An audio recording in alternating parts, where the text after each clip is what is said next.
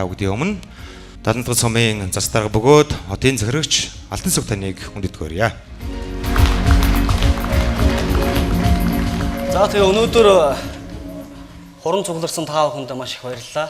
70 хотын одоо засаг даргаар томилогдоод одоо бас нэлээд хугацаа өнгөрч байна. 2016 оны 12 сарын 3-нд аймгийн садаргын захирамж гарч энэ хотыг одоо бас удирдах ийм хүндтэй өгөөд хариуцлагатай ажлыг авсан байна. Үүнээс хойш өнөөдөр 750 хоног болж байна.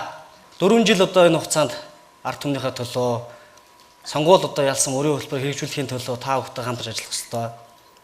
Миний бие богод миний баг хамтолонд одоо энэ сонгуулийн бүрийн эрхийн одоо 700 одоо хоногийн үлдсэн хугацаа үлдэж байна. Тийм учраас өнөөдөр бол бид нэг 50% дээр бас ажиллаа ярьж байгаа ийм одоо жил юм аа.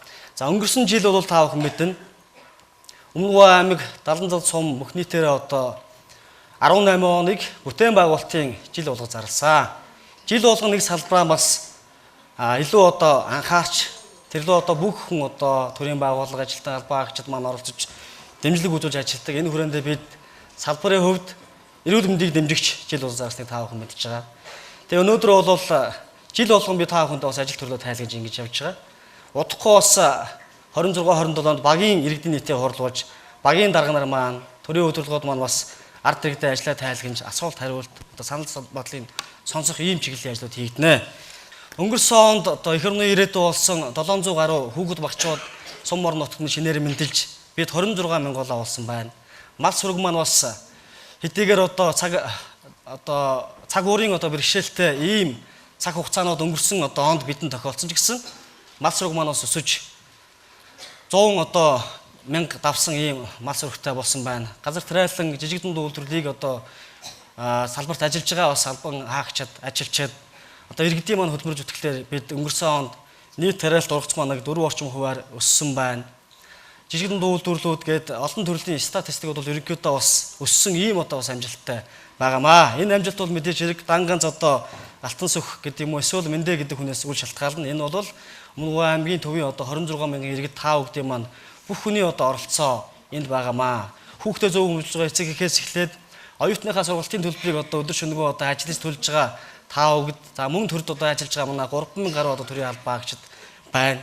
За одоо 8 орнуудыг удирдах байгаа одоо албан тушаалтангууд, хувийн хвшлийн одоо баг байгууллагууд бүх хүний оролцоо бол энэ амжилттай одоо үндэс юм аа гэж ингэж үзэж байгаамаа. Тийм учраас та бүхэнд одоо бас хувийнхаа зүгээс одоо хамтын газрын хамт олонны зүгээс өнгөрсөн оны олд амжилтанд идэвхтэй хөвнөрөө оруулж одоо биднийг одоо дэмжиж ирсэнд бол талархал илэрхийлье.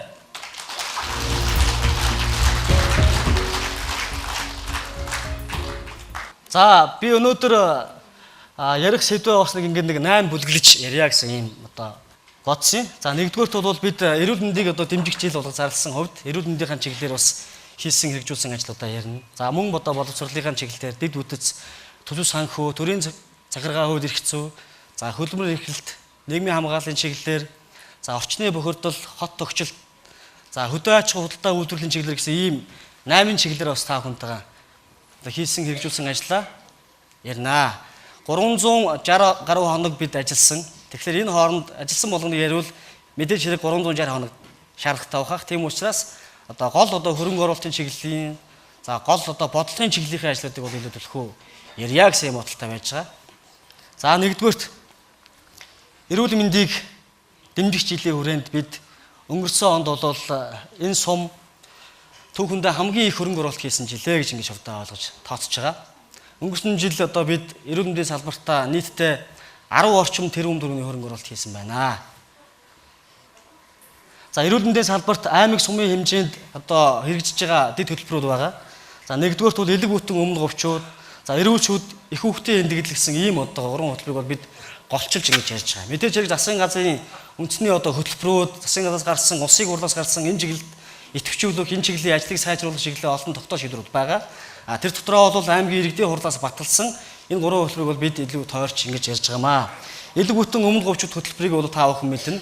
Элэг бүтэн өмнө говьч хөтөлбөрийн хүрээнд бол бид сумынхаа одоо нийт иргэдийг одоо бас элэгний одоо ВЦ вирусын эрс шинжилгээ үйлчилгээнд бас эрүүл мэндийн байгууллагуудынхаа одоо ажилтан албан хаагчдын дэмжлэг тусалцаагаар одоо бас үзэж харж ингэж явж байгаа.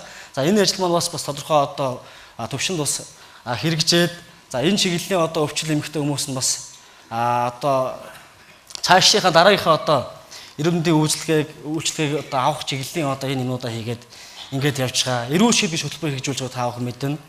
За эрүүл шид хөтөлбөрийн хүрээнд бид өнгөрсөн хугацаанд аймгийн төвийн 1-р сургууль дээр шүдний кабинет байгуулсан байгаа. Орон нутгийн төсвийн хөрөнгө оруулалтаар. За ингээд хүүхдүүдийнхээ шүдийг одоо үзэж эрт илрүүлэх шүдний одоо энэ шүд гэдэг бол та бүхэн мэднэ. Бүх өвчтөлийн хамгийн одоо эхний үндэс миний ойлгож байгаа би мэрэгжлийн хүн биш.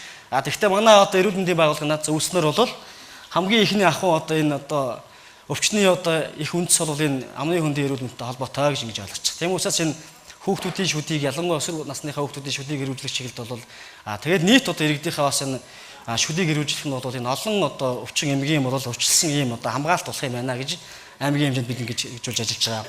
Их хүүхдүүдийн эрүүл мэндийн чиглэлээр бол мэдээж хэрэг бүсийн онцлогын эмчилгээ манай одоо салбарын 3 эмнэлэг ингээд бас үйл ажиллагаа бас идэвхжтэй ингэж ажиллаж байгаа. Энэ жил бол бас хин эндэгдэлгүй одоо бас гарсан ийм бас амжилттай байгаа. Та бүхэн мэднэ элэг бүтэн өмнө говьчууд эрүүл шид хөтөлбөрийг өмнө говьчууд 2016 оноос эхэлж хэрэгжүүлж эхэлсэн.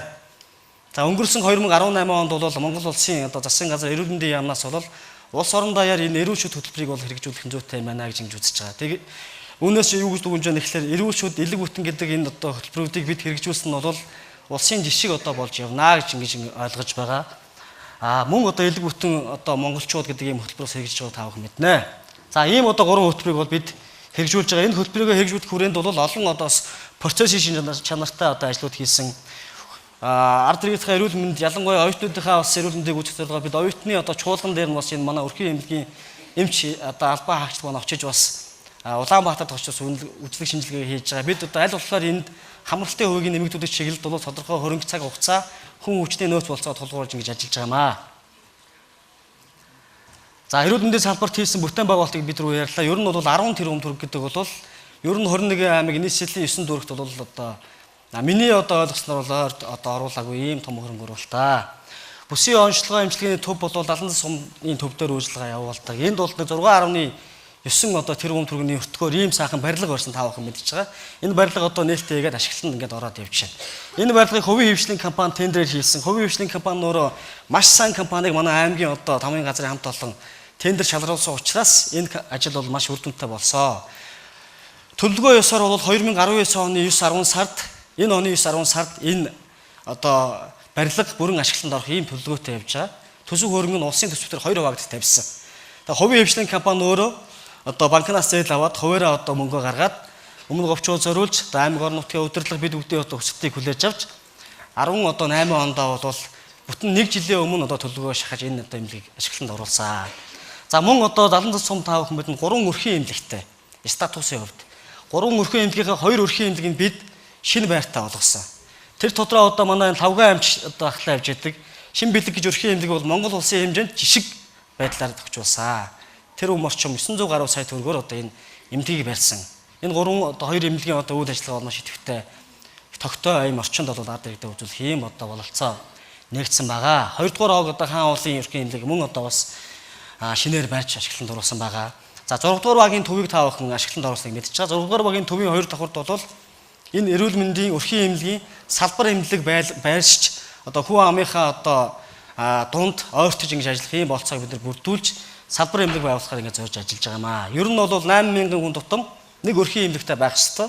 Хуулиар бол бид 3 өрхийн эмнэлэгтэй байх ёстой. Тийм учраас салбар эмнэлэг байгуулж одоо ажиллах ийм хууль эрх зүйн бололцоо боломж бидэрт байсан юм аа. Тэгээ ингээд 3 өрхийн эмнэлэг одоо ашиглалтанд ороод явж байна. За иргэчид бид нэр энэ өрхийн эмнэлгүүдэд мөн одоо цааш нь бас энэ онд иргэчил гэж энэ ондоо бас бүтээн байгуулалт хөрөнгө оруулалтын чиглэлийн юмнуудыг нэмж хийгээд явнаа. Хэрвээ бид нар хэрвээ бурхан байсан бол бүгдийг шийдэх юм болцоо байгаа. Тэгэхдээ бид нэр хязгааргүй хэрэгцээний дунд одоо хязгаарлагдал нөөц бололцоо төсөвтэй учраас хамгийн чухлаас нь эхэлж эренбилж одоо ингэж ажиллаа явуулж байгаамаа. За энэ бүсийн онцлогын эмчилгээний төвийн гадна талыг та бүхэн мэдэн тоостой орчны тогтолцоотой юм байгаа. Иргэшил бид нар 2.7 тэрбум төгрөгөөр энэ гадна талыг нь бол авч зогсоолтой ахмадууд манай тэр эмнэлгийн үйлчлэлээр үзүүлж байхад гадаа нь чирэгжүүлэлтийн талбай танхимтай одоо жирэмсэн эгчүүд өвчтөе хүмүүс гадна одоо бас тийм ээ ийм одоо гоё орчинд байлгахаар ингэж одоо бүтээн байгуулалтын ажил хийхээр зураг төсвийг хийгээд үндсэндээ тендерт одоо гүйцэтгэгч компани шалгараад ингэж явж байгаа.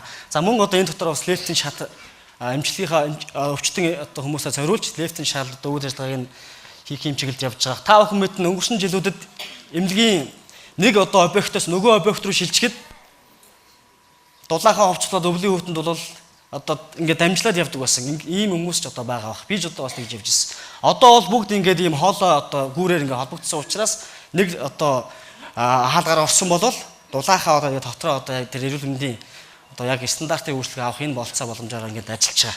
Тэгээ энийг бол одоо бас манай эрүүл мэндийн салбарт ажиллаж байгаа албан хаагчтай маань ажлын одоо хөтөлбөрийн гол үр дүн. Тэр тусмаа бас энэ бүсийн одоо онцлогын эмчилгээний төвийн захирлаар одоо томилогдсон Болдбаатар гэдэг одоо Монгол улстай яригддаг малдартай авсан юм эмч байгаа. Тэгээ орон нутгаа зориод одоо төрсөн нутагтаа бас боловсон одоо хүчний хувьд бас ажил мэргэжил одоо амьдралаа холбоод ингээд ирсэн ажиллаж байгаамаа. За эрүүл мэндийн салбарыг ингээд би товчхондоо ийм байдалтай ярьж байна. Ер нь бол одоо бас эрүүл мэндийн салбартаа гарч байгаа бүх статистикүүд бол одоо урагшаага агсан юм байгаа. Бид энэ доторх одоо гаднах энэ байшингаас гадна дотор нь одоо тогтчил дүүшлэгээ бас нэлээд хийсэн. Сум орон нутгийн өөрийнх нь төсвөр 33 сая төгрөгөөр 100 гаруй одоо нэр төрлийн багаж тоног төхөөрөмж авч өгсөн. За мөн одоо аймгийн одоо төсвөр аймгийн тамгын газар нэгэн бодлого хэлсэн одоо төсвөр 200 гаруй сая төгрөгийн одоо 200 орчим сая төгрөгийн хөрөнгө оруулалтыг бас хийж ажиллаж байгаа.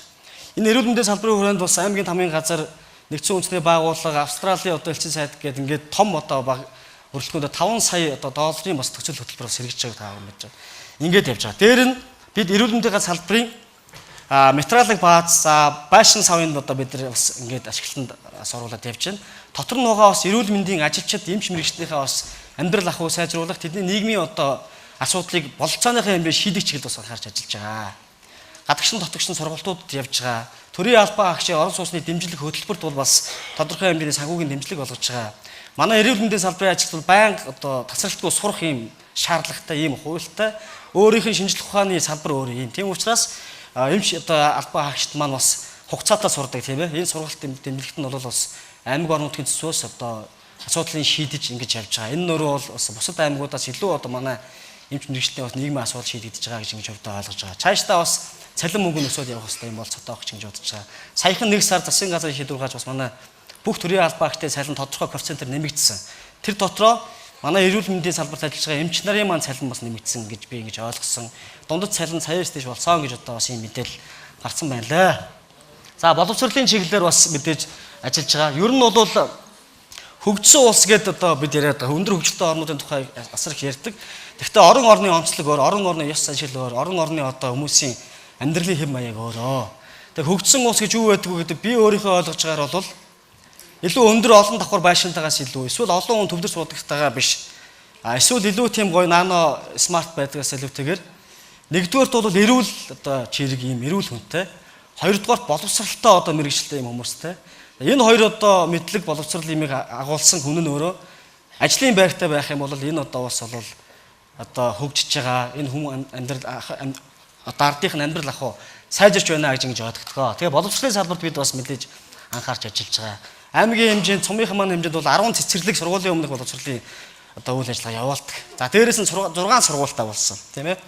Нэг нь одоо спортын сургууль, бусд нь бол одоо бас энэ ерөнхий эрдмийн юм сургууль байгаа. Ингээд нэг политехникийн коллеж бас манай аймагт одоо үйл ажиллагаа явуулдаг. Нийтдээ ингээд нэг 9000 гаруй одоо хүүхэд багчууд өсвөрийнхэн маань бүх шатны одоо дээд боловсролоос бусад боловсролыг бол одоо энэ салбарт энэ одоо багш ажилтан албан хаагчдын одоо хөдөлмөр зөвлөлийн өрнөд бас энэ боловсролын салбараас ингээд ажиллаж байгаамаа.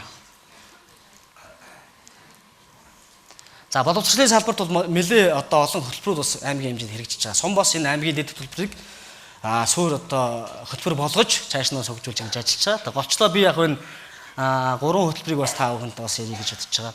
Англи хэлтэй өмнө говьч хөтөлбөр хэрэгжүүлж байгаа.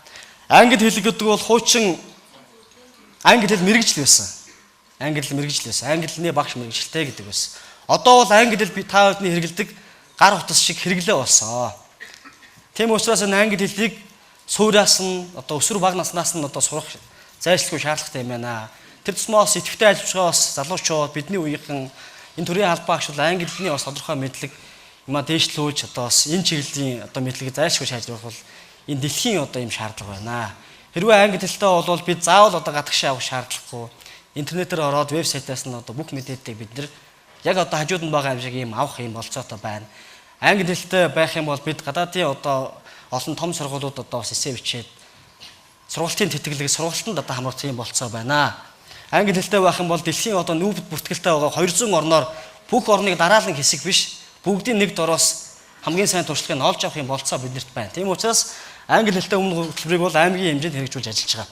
За энэ хөтөлбөрийн хүрээнд бол англи хэлний одоо заадаг ерөнхий боловсролын сургуулийн багш нарыг энэтхэг Филиппин гэдэг улсуудад бид төрийн зардлаар урт богино хугацааны сургалтанд өнгөрсөн хугацаанд хамруулсан. 70 сумын хэмжээнд бол 11 багшийг одоо энэ хүрээнд хамруулж ингэж ажиллаж байгаа юм аа. Цааш таваас энэ англи хэлийг дэмжих англи хэлийг одоо олон түмэн түгээх чиглэлд бол бид нэлээд анхаарч ажилланаа.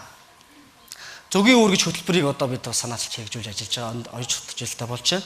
За зөгийн үүр гэдэг нэрнээс бол та бүхэн анзарч байгаа те. Зөгийн гэдэг бол хээр талны одоо маш гоё тийм цэцэг юмудаас хамгийн сайн балыг цуглуулж авчраад үүрэндээ авцарч одоо бал үйлдвэрлэдэг шүү дээ. Тэгээ балыг бид нар яддаг. Тэрнтэй адилхан энэ зөгийн үүр гэдэг бол манай энэ төрийн албаагч оюутнуудын хувьд бол энэ дэлхийн өнцөг болон бүрд байгаа хамгийн өндөр хөгжилтэй хамгийн одоо сайн мэдлэг түгээдэг энэ улсуудад суралцж ирээд эргээд тэр зөгийн шиг одоо тэр бал шимээ нутаг орондоо зориулах ийм чиглэлийн юм одоо бодож энэ зөгийн өөр хөтөлбөр хийж байгаа. Зөгийн өөр хөтөлбөрийн хүрээнд Тайланд улсад бас төрийн албаагчдыг бас сургаж байгаа. Аймгийн одоо төсвөр бол нийт 19 төрийн албаагчийг бол мастерын одоо сургалтанд сургаж байгаа. Монгол улсын хэмжээнд бол яамны түвшинд ийм одоо арга хэмжээ зохион байгуулж бүс нутаг аймгийн түвшинд энэ арга хэмжээ урд хожид зохион байгуулж байгаагүй. Харин анх удаа Өмнө Говь аймаг бас төрийн албаагчтай яг энд ажиллаж байсан төрийн албаагчтай бас энэ өндөр одоо хөгжилтэй орны одоо сургууль одоо номонд сургахаар ингээд бас явж байгаа. Энэ залуучууд маань 20 оны одоо 9 сард одоо ирж нутаг орондоо бас энэ сурцсан мэдснээ төгөнэ. Зөгийн өөр хөтөлбөрийн хүрээнд сум бас бэлдээж ирэх ажил хийж байгаа. Бид Беларусь гэж улсын Жодина гэж хоттой хамтын ажиллагааны гэрээ байгуулсан. Энэ хүрээндээ бид өнгөрсөн 2 жил 11 одоо 12 дугаар ангид төгссөн залуучуудыг Беларусь улсын 100% зардлаар Беларусын техникийн сургуульд сургаж байгаа. Энэ жил 6 оюутан явуулсан. 18 он 6 оюутан явуулсан. Одоо 17 онд бол 5 оюутан явуулсан. 4 жилийн дараа төгсч ирээд Өмнө Говьд ажилланаа. Энэ залуучуудаа бид гэрээ хийж явуулаагүй. Гэрээ хийж явуулаагүй. Миний хувьд ер нь бодож байгаа манай мэдээ дараа хөтөл ярьдаг. Ер нь энэ хүмүүстэй бол мэдээж хэрэг гэрээ хийх хэрэгтэй байх, орон нутгийн ажиллах хэрэгтэй. Гэхдээ дэлхийн боловсролын эзэмшсэн Өмнө Говийн залуучууд Монгол орны бүх өнцөг болонд очиж ажиллах хэрэгтэй. Бид нар ярьдаг овсхийн гээд параг зүсгэж байна. Овсхийн нэг нэгийг татдгийм байна гэдэг. Тэгээ яалч авахгүй одоо газар нутгийн хол учраас Улаанбаатар төвлөрч суугаад тэгээ одоо яамны дарга сайд болоод ингээд нутгийнхнаа татаад байгаа ийм одоо ийм нутгийн юм онцлог байна тийм ээ. Тийм учраас Өмнө Говийн залуучууд одоо энэ одоо эзэмшсэн мэргэжлэрээ Монгол улсын бүхэл агентлагт ажиллах хэрэгтэй гэж хувьдаа ингэж ойлгодог. Тийм учраас энд бас хамаагүй одоо бас төлбөрийн төсөв хэмжээ ингээд гинжлээ чөдөрлөд байх юм боломж байх болцоо бол одоо бас дэми юм аа. Тийм учраас ингээд сурах хэрэгтэй гэдэг. Энэ одоо 11 оюутантайгаа бид ямар нэгэн гэрээ байгуулаагүй. Хамгийн гол нь төлбөрийн шин төлсөн 4 жилийн хугацаанд заавал сурч ирэх хэрэгтэй. Заавал дипломтойгоо ирэх хэрэгтэй. Тэгээд ирээд одоо Өмнө Говьтоо эсвэл Монгол улсын уул уурхайн одоо бүх салбартуудад ажиллах хэрэгтэй гэж ингэж бодож байгаа. Тэгээд зөгийн өөр хөтөлбөрийг бол ингээд хэрэгжүүлээд ингээд явж байна. Цаашдаа бод бид бас энэ гадаад орны одоо улс орнуудтай коллежийн төвшөнд за ерөнхий боловсролын сургуулиудаа бас гадны одоо сургуулиудтай шийп байлагч чиглэлд бас анхаарч ингэж ажилланаа. За хүүхэд хөгжлийн тулгуур гэдэг энэ хүүхдүүдийнхээ бас сурч боловсрох хүүхдүүдийг одоо илүү одоо сайн хүн болгох чиглэлд бас мэдээд ажиллаж байгаа. За маш олон төрлийн одоо бас арга хэмжээ бид нар хийдэг. Спортын чиглэлийн арга хэмжээнүүд бид нар хийж байна. Боловсролын суурь боловсролын нэмэгдүүлэх чиглэлд бас тодорхой арга хэмжээнүүдийг бид хийж хэрэгжүүлж ажиллаж байна. За энэ зурган дээр бол их олон медальтай хүүхдийн зураг багш байна. Сагсан бөмбөгийн спортыг хөгжүүлэх чиглэлд сум 2017 оноос хойш найдвар лиг гэж одоо лигийг зохион байгуулж эхэлж байгаа. Урд нь бас ах эгч нар одоо 90-ад оны үед зохион байгуулж байсан юм байлээ. Тэгээ яг хуу тасарсан байсныг бид сэргийгээд ер нь бол энэ багийн спортод жоохон явах хэрэгтэй юм байна. Хүүхд болгоныг бас энэ спортод илэгтэй болох чиглэлийн бүх юм хийх хэрэгтэй. Тэгээд нэг одоо спортод барьж яваагаас сумын секторын хувьд энэ найдвар лиг гэдэг энэ арга хэмжээг зохион байгуулад ингэж явж байгаа. За хүүхд багчуудаа таа бүхэн мэднэ малч ахуй одоо энэ уламжлалт ахуй соёлыг түгээх чиглэлд бол бид бас хөдөлмөр туслан ажиллаж байгааг мэдж байгаа тийм ээ. Хөдөө одоо малчин айлд очиж энэ төвийн хүүхдүүд мал хэрхэн малалтын ер нь монголчуудын нүүдэлчин соёл ахуй гэж юу хэлээд байгаа гэдгийг бас таниулах. За ядаж нэг наранд одоо бас 2 цаг нүүрэнд борлох тийм ээ. Төвчээр суух гэдэг ингээд олон чиглэлийн одоо үйл ажиллагаа явуулах чиглэлээр бас ийм сургалтуудыг хийж байгаа. За тэгээд массын олимпиадуудыг бас аймаг орон нутгад зохион байгуулж байна. Сумын хэмжээнд ер нь бол бүс нутгийн чанартай, улсын чанартай бүх олимпиад уралдаанд бол боловсролын байгууллага хүүхэд багчуудыг тасралтгүй хамруулах ийм чиглэлд анхаарч ажиллаж байгаа. Зарим сургуулиудаас хүүхдүүд аваа явдаг програм юмнуудтай байгаа. Заримд нь байхгүй. Бид энийг бол үе шатгаар шийдээд явна гэсэн юм бодолтой байж байгаа. За сургуулиудынхаа бас кабинетийг бол тогтчуулах ажлыг хийж байгаа. Энэ жил бид нэр 6 кабинетийг одоо тогтчуулсан байна. 4-ыг нь бол төсвийн хөрөнгө оруулалт, сумынхаа хөрөнгө оруулалтаар хийсэн байна. 2-ыг нь хувийн хвшлийн одоо сайхан залуучууд өөрсдөө мөнгө цуглуулад хандив босгоод хийсэн байна. 2 дугаар 10 жилийн одоо сургууль дээр гэрэл тууд захиралтай 2 дугаар сургуульд бол энэ 81-р одоо 81-ийн холбоо гэж юм төгсгчдийн холбооныхан бас энэ жил оогоо хийгээд ой хүрээндээ бас 10-20 сая төгрөг цуглуулад 2 комьюнитиг одоо хуваараа хандиваараа бас хүүхд болчуудын төлөө сурсан сургуульдаа бас ингээд бэлгэлсэн байгаа. Дээрээс нь бидэд энэ 3-4 дугаар сургууль дээр линкпоны танхим байгуулсан. 4-р сургууль технологийн комьюнитиг байгуулж өгсөн. 7-р сургууль мэдээлэл зүйн комьюнитиг байгуулсан байгаа. За линкпоны комьюнитиг бол та бүхэн мэднэ. Англи хэлтэй өмнө хөтөлбөрийн хүрээнд бид энэ бүх 6 сургуулаа бүгдийг энэ англи хэл сурах энэ орчныг бүрдүүлж өгөх ёстой гэж ингэж үзэж байгаа. Тийм учраас одоо энэ ажилд нэлээ одоо хөрөнгө мөнгө сангууд орцуулсан. Бас одоо бас эдэлж хэрэглээд ингэж явж байгаа. Одоо бол энэ 19 онд 7-р сургуулаа бол энэ линкпоны комьюнитиг болгохоор төсвөтөө суулгасан байна. Ингээд бид 100% төрөөс хийх ёстой. Одоо энэ материалын бааз чиглэлийн ажлаа бол хийхэд одоо том алхам болж байна гэж ингэж ойлгож байгаа маа. За энэ дээлт нь энэ спортын шал байгаа. Манай аймгийн 6 сургууль за ер нь энэ спортын одоо сургуулиудын энэ шал бол та бүхэн мэднэ цементийн шалтай байсан. Цементийн шал гэдэг бол бас эрүүл мэндийн үеийн тохиромжгүй гэдэг ийм судалгаа ер нь бол ийм амьдралаар нотогдож байгаа. Тийм учраас бид энэ шалыг нь одоо зориултын ийм модон шал болгох чиглэлд анхаарч ажиллаж байгаа. Тэгээ өнгөрсөн онд бид 5 дугаар сургуулийг 100 одоо сая төгрөгөөр модон шалаар сольсон байгаа. Тэр модон шал нь одоо та бүхэн бас очиж үзэх бах. Тэмцээн уралдаан болгох ингэж одоо өсөж мөсөдөд ингэж доороо юм одоо амарч шиг юм зөвлөвчтэй, ийм стандартын шалтай болсон байлаа. Тэгээ ямар нэгэн ил одоо хадаас байхгүй хүүхэд унж барахад одоо өмд хамтын ч юм уу бие хамааг нь урчих юм одоо эрсдэл гарахгүй юм лээ. За одоо бид нэг л одоо заал үлдсэн. Тэр нь бол 7 дугаар сургуулийн 2 давхрын нэг жижиг юм заал байгаа. Тэр заалаа бол бид ийм модон шалтай болгох юм бол аймгийн одоо бүх боловсролын байгууллагын энэ заал бол одоо бас модон шалтай болж хүүхдийн одоо эрүүл ахуй бол их зөв болох юм байна гэж ойлгож энийг одоо хийгээд явж байгаа. 5 дугаар сургуулийнхаа нээлтийг бид бас энэ найдвар лигийнхаа энэ жилийн одоо нээлттэй цуг давхар хийхээр ингээд зориод явж байгаамаа. За 18 онд бид сургуулийн өмнөх боловсролын салбарт нэг одоо цэцэрлэг шинээр байгуулсан. 100 хүүхдийн одоо цэцэрлэг 11-р цэцэрлэгийн хажуудалд салбар байдлаар ингэж байгуулж одоо ажилласан байгаа. Хүүхд багшууд нь одоо бас ингээд явчих. За мөн одоо энэ сургуулиудыг одоо хуучны баригдсан сургуулиудаа энэ урлагийн заалтай болгох асуудлыг бол шийдээд явж байгаа. Улсын их хурлын гишүүд маань улсын төсвийн хөрөнгө дээр суулгаж өгсөн байлаа. Манай их хурлын гишүү Амар Заяа, их хурлын гишүү Инх бол гишүү хоёр бол одоо санаачилж энийг суулгасан байгаа. За энд улс цэвэршүүлэх төхөөрөмжгээд би ингээд зориуд тавьчихсан. Уг нь энэ их баг өртөгтэй. Эдний хажууд бол хамаагүй баг. 20 хэдэн сая төгрөгөөр хийгдсэн юм л да. Гэхдээ энэ яагаад ингэсэн гэхээр ер нь бид өнгөрсөн 18 онд тасалгын орлогч мөнгө хөлөөр ахлуулсан ажлын хэсэг манай боловсролын Батэрдэн дарга энэ цуг явцгаас бүгд одоо бүх сургуулаар яваад сургуулийн анги тэмгийг үзээд ер нь ямар асуудал байна гэдээ ингээд явсан. Та бүхэн мэднэ нийслэлд бас нэг хүүхэд тогон цохиулаад бас мөнгө хусуулсан тийм ээ. Тэгээ ингээд бүх улс орон дээр чочор авсан. Тэгээ бид нар явж үзээд ер нь энэ хүүхэд гэмтэж болох хүүхдэд эрсдэлтэй ямар одоо юмнууд байна гэдээ эрсдлийн шинжилгээ хийгээд үнэлгээ хийгээд тэгээд тэндээс цуглуулсан материалаа тулгуурлаж бас дараагийн хөрөнгө оруулалт хийх шаардлагатай юм байна гэж ингэж үзээ явж байгаа. Тэгээд сургуулийн гадна талд байгаа одоо хүүхэд өлгөгч магадaltaй ийм хашаа хайсыг бол шинээр янзалж байгаа. Бүх сургуулаа бол одоо оны эцэст бол төсвийн нөөц болцоог шахаж чагаад камер одоо юмнуудыг бол сэргээх засварлах ийм чиглэлийн үүрэг өгсөн. Одоо энийг бол арай шалгаж хэмжээгүй байна. Ер нь бол сургууль цэцлэгүүд одоо гадна дотор одоо иж бүрэн камертаа болсон гэж ингэж ойлгож байгаа. За дээрээс нь ус цэвэршүүлдэг ийм төхөөрөмж авч өгсөн. Тэгээ энийг бол одоо 6 сургуулийн бүх сургууль бол давхар болгонд нь одоо ус цэнгэгшүүлдэг ийм төхөөрөмж тавьсан байна. Одоо бол хүүхдүүд бол карантин ус хэрэглэхэ болсон. Ийм эрүүл стандартын ус хэрэглэдэг болсон. Хүний биеийн 70% нь ус тийм биз. Тийм учраас энэ ус одоо бол хамгийн одоо ихний эрдэмэ гэж ингэж ойлгочих. Тэгээд энэ маш үр дүнтэй болсон байна гэж ойлгосон. Саяхан манай 5 дугаар сургуулийн захирал одоо хоёр захирал бас ийм хийд юм байна. Сургуулийнхаа бүх хүүхдүүдийг ингэж захиа өчүүлт юм байна. За сургууль чи юу хэрэгтэй байна? Ер нь сургуулийн ажил ямар байна? Багш нар чи яаж байна гэдэг. Тэгээ 1000 захиа ирсэн юм байлээ. Тэгээ 1000 захианых нь бараг 70-80 орчимд нь бол энэ хамгийн чухал нь хүүхдүүд, бага насны хүүхдүүд энэ усны одоо асуудлыг шийдэж өгсөн их талархаж байгаа юм байна. Яг тэгэхээр хуучин бол аав ээж нь жуус авч өгч явуулдаг. Эсвэл цэвэр ус авч явуулдаг байсан байна. Тэгээ энэ өөрөө нөгөө бага өртөгцөөч гэсэн маш ийм үр дүнтэй ажил болсон юм байна гэж ингэж удаа ойлгоод энийг бас зориуд бас ярьж байгаамаа. За энэ одоо боловсролын салбарт 90 хонд хийгдэх хөрөнгө оруулалт би ер нь бол хийсэн ажлаа 90 хонд хийгдэх ажлаа ингээд хооронд уйж ярих гэсэн бодолтой байна. Тэгэхгүй бол эхлээд хийсэн ажлаараа дараа нь ирэхлээр ингээд бас мартах санах юм байж магадгүй гэж бодоод ингэж ярьж байгаамаа. За энэ багш хөгжлийн ордон гэж бид байгуулнаа. Та бүхэн мэднэ энэ өмнө говийн түүх болсон боловсролын байгуул анх үүссэн. Сүүлдээ аймгийн тамийн газар байсан сумын тамгийн байсан том байрлалыг бид одоо бас буулгасан байгаа. Тэр бол бас мэрэгжлийн хяналтын дүгнэлт зайлшгүй буулгах шаардлагатай. Нэлээд тэмцэлтэй буулгасан. Ахмадууд маань маш дургуй байсан. Гэхдээ тэнд бас эрсдэл өндөр гарах учраас буулгасан. Тэр суурин дээр ийм 5 давхар багшийн хөгжлийн ордон байгуулнаа.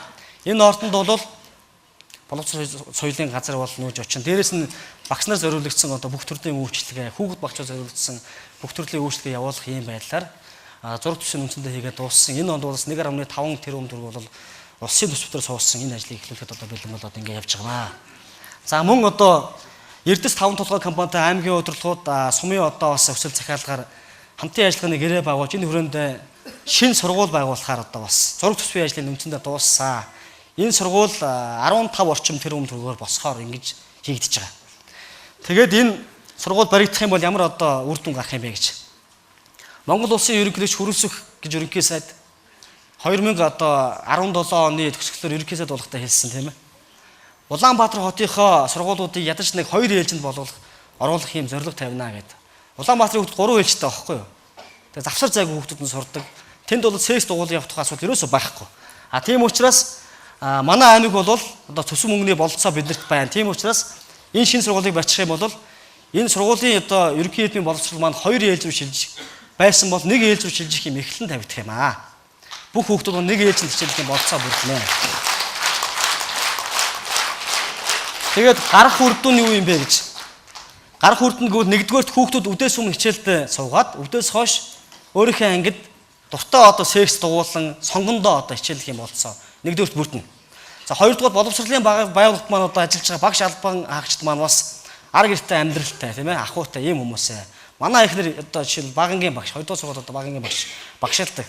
Гэртээ үзэгддэг яг үнэндээ. Яагаад гэвэл анги тэм хүрэлцээгүй учраас тэндээ байнга байрлах шаардлагатай байдаг. Тэгэхээр бид нар энийг шийдчих юм бол эхнэртээ зориулж байгаа юм биш. Боловсролын салбарт зориулж хийж байгаа. Энийг хийчих юм бол манай багш нар орой 6 цагт ядаж гэртээ очиод 2 хүүхэдтэй нэг аяг хоол хийж их юм болцоо бүрдэх юм байна.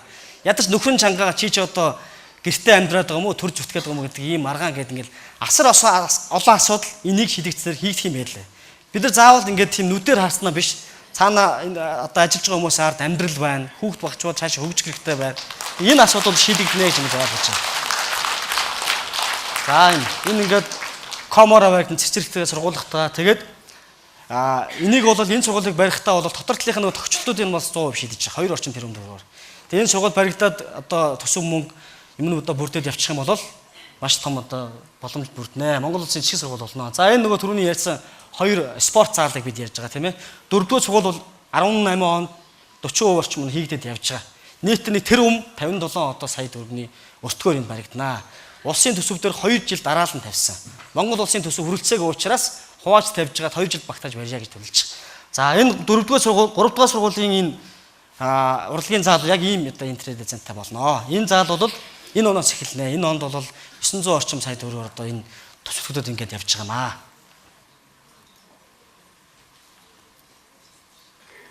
За энэ нөгөө одоо 19 оныг салбарын хувьд бид соёлын салбар руу зарлаж байгаа шүү дээ аймаг. Тийм учраас энэ манай энэ 2 барилга бол одоо бас ашиглалтанд ороод явах хэрэгтэй ийм төлөвлөгөөтэй явж байгаа та бүхэн мэднэ. Монгол улсад гэж бид ярьдаг. Үнэхээр Монгол улс жишг болно.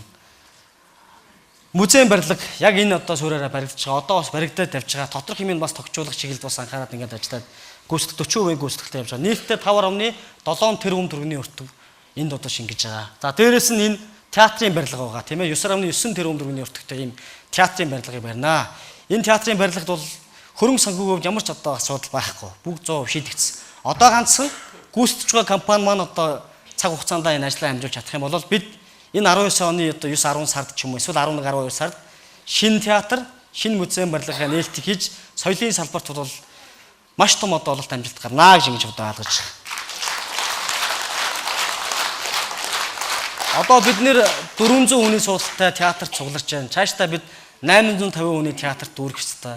Энийг дүүрэхэд бол манай албан хаагч нэлээд ажиллах шаардлагатай болно. За энэ. За дараачих нь.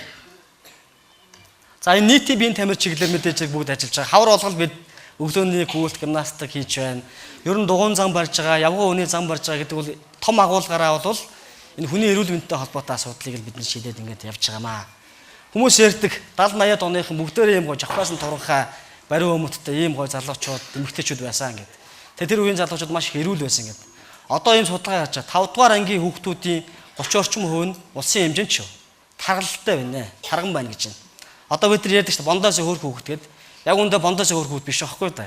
Эрүүл мэндийн хувьд цаашдаа ирээдүйд маш их том эмгэг олох багталтай ийм хүүхдүүд байхгүй. Тэгэхээр энэ нийтийн биеийн тамирыг бид хэрэгжүүлэх хэрэгтэй байна. Өнөөдөр бид нар гэрээсээ гараад таксинд сууж байна. Үүднээсээ микрот сууж байна. Ногоон автобусандаа сууж байна.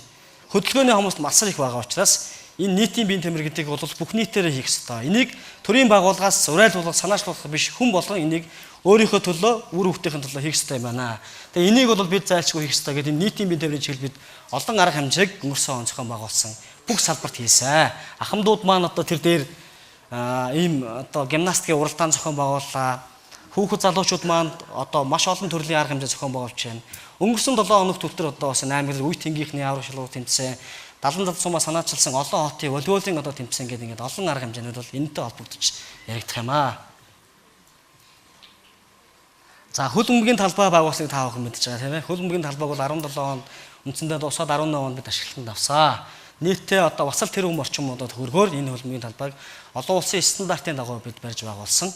За энэ жил бол 18 онд мөн одоо хувцас солих нийтийн бие засах одоо 0 эминажууд нь шийдсэн.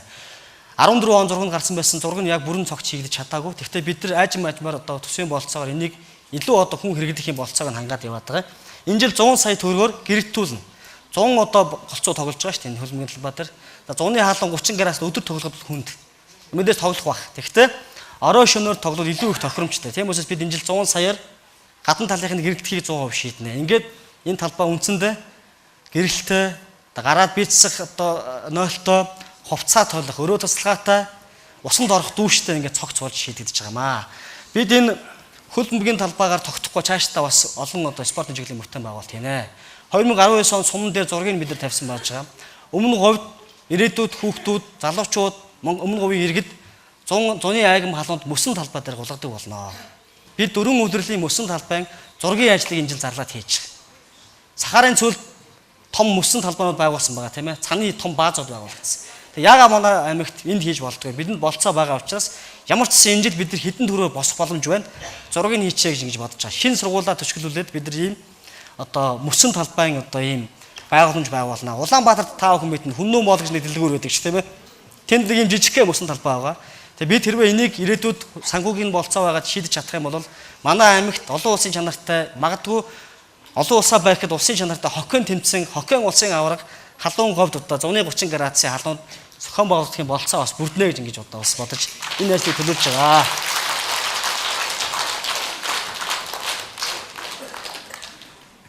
За хөдөлмөр эрхлэлтийн чиглэлээр бас мэдээж ажил хийж байгаа. Түрүү ярьсан эрүүл боловсролтой хүн болвол ажил хийж одоо амьдралаа залгуулах ёстой. Авсан мөнгөнийхэн тодорхой хувийн татвараар бид нэр төсөв бүрдүүлдэг. Бүрдүүлсэн төсвөр дахиад өөрт нь хэрэгтэй хөл бөмбөгийн талбай, боловсрол эрүүл мэндийн үйлчлэг үзүүлдэг. Тийм учраас энэ хөдөлмөр эрхлэлтийн чиглэлийн одоо ажлыг бол анхаарч ажиллах ёстой. За өнгөрсөн он бид нийтдээ нэг 483 одоо ажлын байранд одоо хүмүүсээ ажилуулсан байна. Энд бол уул уурхайн компаниудад хүмүүс орж ажилласан байна. За мөн одоо сум орнуудаас явуулж байгаа төсөл хөтөлбөрүүдэд одоо хүмүүс ажилд орсон байна. Сум хөгжүүлэх сан гэж би жидүүгэд нэлээд яригадаад байгаа шүү гэн. Жидүүгийн хамгийн жижиг миний хөлбөр сум хөгжүүлэх сан. Энэ сум хөгжүүлэх сангийн одоо зээлэр бас энэ жил бас 28 орчим хүн ажлын байр шинээр бий болгосон байна. За мөн одоо нийгмийн одоо халамж үйлчилгээний одоо газрын одоо санхүүжилттэйгээр мэдээж тэнд 30-аад дээш насны эмэгтэйчүүд зориулсан ажил, ахмадууд зориулсан гэдэг төрөл бүрийн одоо ажлуудыг ажлын байр бий болгох чиглэлийн ажлууд хийгдсэн. За энэ хүрээнд бол энэ жил 483 ажлын байр шинээр бий болсон байна. За ахмадуудын чиглэлээр бас тусгайл biz ярьж байгаа. Ер нь бол энэ сум 2500 орчим ахмадын тэтгэвэр авдаг. За мөн одоо 2000 гаруй одоо 65-аас дээш 60-аас дээш 55 наснаас дээш ахмадууд бол бас байна. Тэгээ энэ ахмадуудаа зориулж бид тодорхой одоо нийгмийн том салбар руу анхаарч ажиллах ёстой. Тэгээд энэ аймгийн ахмадын холбоос мөн ахмадын холбоотойгоо хамтарч бас нэлээд ажиллаж байгаа. Ахмадын зөвлөлүүд бүх байгууллагуудаар байгуулагдсан. Бүх одоо энэ төрөл мэргэжлийн чиглэлүүдээр бас ахмадын клубүүд бас байгуулж ажиллаж байгаа. Ахмадын байгууллагын өөрөөсөө сайжруулах чиглэл бид анхаарч ажиллаж байгаа. Гадна талд нь нийтийн биеийн тамирын жижигхэн ч гэсэн бас талбай байгуулсан байж байгаа. Саяхан бид нар одоо тэр 2 давхар байшин, 3 давхар байшинг нь бодволт энэ жижигхэн өөрөө бас нэг 5-10 саяар сайхан караокены одоо юм сайхан өрөөтэй болсон. За бусад чиглэлийн одоо компьютер техник хэрэгслээд бид нар бас ингээд айжим юм шийдээд явж байгаа. Энэ жил 70 цомон дээр аймгийн одоо тамирын газар нийгмийн бодлогын хэлтс санаачлаад Ахмад залуу дунд үеийн 3 үеийн уулзалтын одоо юм уулзалтыг зохион байгуулсан тийм ээ. Ахмадууд нь сургаж залуучууд нь юу хийж байгаа хүүхдүүд гэдэг ингээд хүмүүс нэг нэгээс туршлагатлах болцоод ийм арга хэмжээ зохион байгуулсан. Дээрээс нь энэ жил манай одоо сум болол энэ Ахмад эмч нарын холбоо, Ахмад багш нарын холбоо гэдэг бол Ахмадууд дотор хамгийн идэвхтэй холбоо. Тэгээ энэ холбоодуудын бас энэ холбооны чуулган болсон. Одоо Монгол улсын дархан эрдэнэт амьдардаг Ахмад багш нар бүгд цуглаад өмнө говьтаа ирээд энэ чуулганыг хийж бас нутагтаа бас 2-3 хоног ийм бас идэвхтэй амралт хийсэн. Дээрээс нь энэ бүх төсвийн байгууллагуудын бас төсвийн тодорхой хувийг Ахмадын сан байгуулах хэрэгтэй. Сумын тодорхой хувьд бүх байгууллагууд өөрийн чиглэл өгсөн. За тодорхой хэмжээний баг байгууллагууд нь бас энэ Ахмадын санг байгуулж Ахмад наснаа дэмжих чиглэл анхаарч ажиллаж байгаа юм билээ. Бид одоо энэ сардаа багтаад нэг 750 одоо Ахмад настан одоо өрхүүдтэй бас 1 тонн нүүрс хүндэлбэг өгөхөөр ингээ бас шийдсэн одоо тендерний шалгагдсан энэ сард одоо хийгдээд ингээд явнаа. Харьяалгүй ахмадуудыг бид жил болгоны намар хавар одоо хүлээж авах юм хуулиар болсон үүрэгтэй. Тэгээд энд цагаан сараас өмнө бас бид 1500 ахмадаа сумын цэцэрэг офис гарын бэлэг гардуулж тэднийг бас сонсё гэсэн юм бодолтойгоор бас ажил хөдлөлөөд ингээд явж байгаа.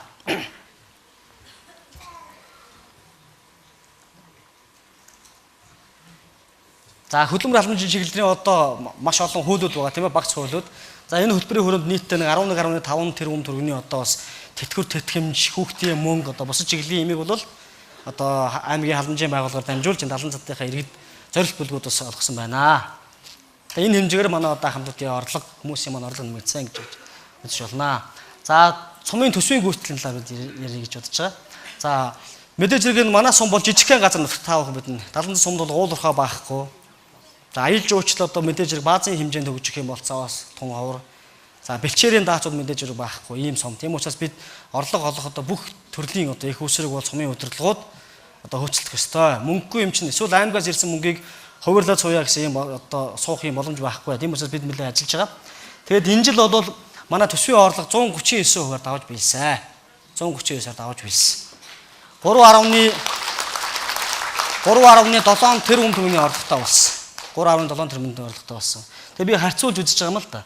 2014 онд 70 сумаараа сумын төсвийн орлого 579 сая төгрөг болж байсан. 15 он 580, 16 он 597 сая төгрөг болж байсан. За биднийх бол мэдээж 17.8 он ажил. Тэгээ бид 16 онтой харьцуулах юм бол манай төсвийн орлого 5 дахин нэмэгдсэн байна. 5 дахин нэмэгдсэн байна.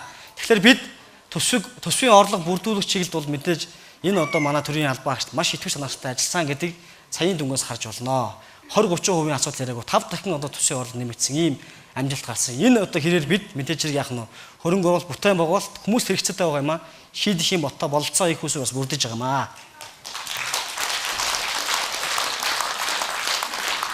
За энэ нөгөө төсвийн үлдэгдэл яг энэ зүгээр бид танаас харуулах гэдэг юм статистик үзүүлсэн байгаа. Тэгэхээр 2016 онд одоо он эхлэхэд бид нар нэг тийм дансандаа бас мөнгөтэй байх хэрэгтэй шүү дээ тийм ээ. Тэгээ 16 онд бол 45 сая төгрөгийн одоо орлоготой төсвийн одоо нэг 0 баланснаас эхэлдэг юм бол 45 сая байсан байна. 15 он 150 сая, 14 онд гэдэг ч юм уу юм байна. Энэ жил бид нэр 18 он дууссан. 19 онд одоо бид шинэ төсөв бүрдүүлэх хэрэгтэй тийм ээ. 19 оны 1 сарын 1-нд манай төсөв дээр сумын тамирын газрын одоо сангийн авдарт 2.4 тэрбум төгрөг байна. Тэгэхээр бид 2019 онд олох ёстой сум өөрөө төлөвлөсөн төсвийнхөө орлогын 85%-ийг одоо бид 21 хоногийн хугацаанд биелүүлсэн байна гэж ингэж ойлгохоор байна. Үлдсэн одоо төсөө бол үлдэж байгаа 11 сар одоо 9 хоногтой бол багтааж олно гэж ингэж тооцож байгаа. Тэгэхээр манай төсвийн одоо төсөвтэй холбоотой ажлууд бол эхний хагас жилдээ хийх юм одоо бүрэн суурь одоо бололцоо нь бол бүрдсэн юм аа.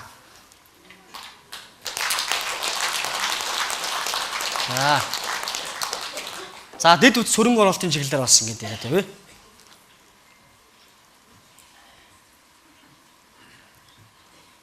За гэр хоолт маш их тэлж байгаа. Энэ онд гэхэд бид 3000 гаруй одоо иргэдэд газар олгосон байна. Ер нь маш олон газрын одоо хүлээгдэж байгаа гүйцэтгэл байсан. Нийтдээ нэг ажил авахд 8000 одоо иргэнд бол газар өгөх ийм хүсэлтэнд ирсэн байсан. Бид үе шаттайгаар шийдээд явж байгаа. 18 онд 3000 гаруйд нь олгосон байна. Газар олгох шиг амархан юм байхгүй. Ер нь бол ийшээ хонгороос наашаа жоохон газар заагаад ингээд сайхан нүүрсээр ингэж ягаа тийм ээ хэмжиж өгөөд олгоод бол энэ шиг амархан юм байхгүй. Тэгэхдээ энэ газрыг яаж олгосноо гэвэл хүн очиж буух болцоотой байх хэрэгтэй. Нэгдүгээр цахилгаантай байх хэрэгтэй. Очоод ядаж телевиз үзэх хэрэгтэй байх хэрэгтэй тийм ээ. Хоёрдугаар ойрхоноос одоо гүний ус одоо яваагүй байлаа ч гэсэн зөөврийн усан сангууд нь бий болох хэрэгтэй. Ингэж үж энэ газар хүн амьдрах болцоотой газар гэдэг бүрэн утгаараа одоо ойлгохно. Тийм учраас бид нар энэ одоо та бүхэн бас ярьдаг. 16 онд өгсөн, 15 онд өгсөн өргөл одоо яагаад шийдэхгүй юм бэ? Шийдэх болцоо бол амархан байна. Зураад танаа газрыг өгсөн шүү хайш болно. Зайлшгүй ард иргэд очиж амьдрах энэ суур нөхцөл болцоог нэр хангах хэрэгтэй. Тэгээ өнгөрсөн онд бид 0.04-ийн цахилгааны шугам татаж нийтдээ 500 айл энд амьдрах болцоог нь бий болгосон 18 онд. Одоогийн байдлаар 324 айл хашаагаа хатгаад тогоод одоо холбоод усаа уугаад тэнд амьдрах одоо амьдрал одоо бүрэн одоо цэцгэлээд ингэ явж байна. За эх жил бид 360 сая төгрөгөөр дахиад энийг хийн. 3 сахын хорооллын 18 дугаар гудамжаас хойш 6 гудамжийг бид тогтоо олгоно. Одоо айл байхгүйгаа тийм ээ.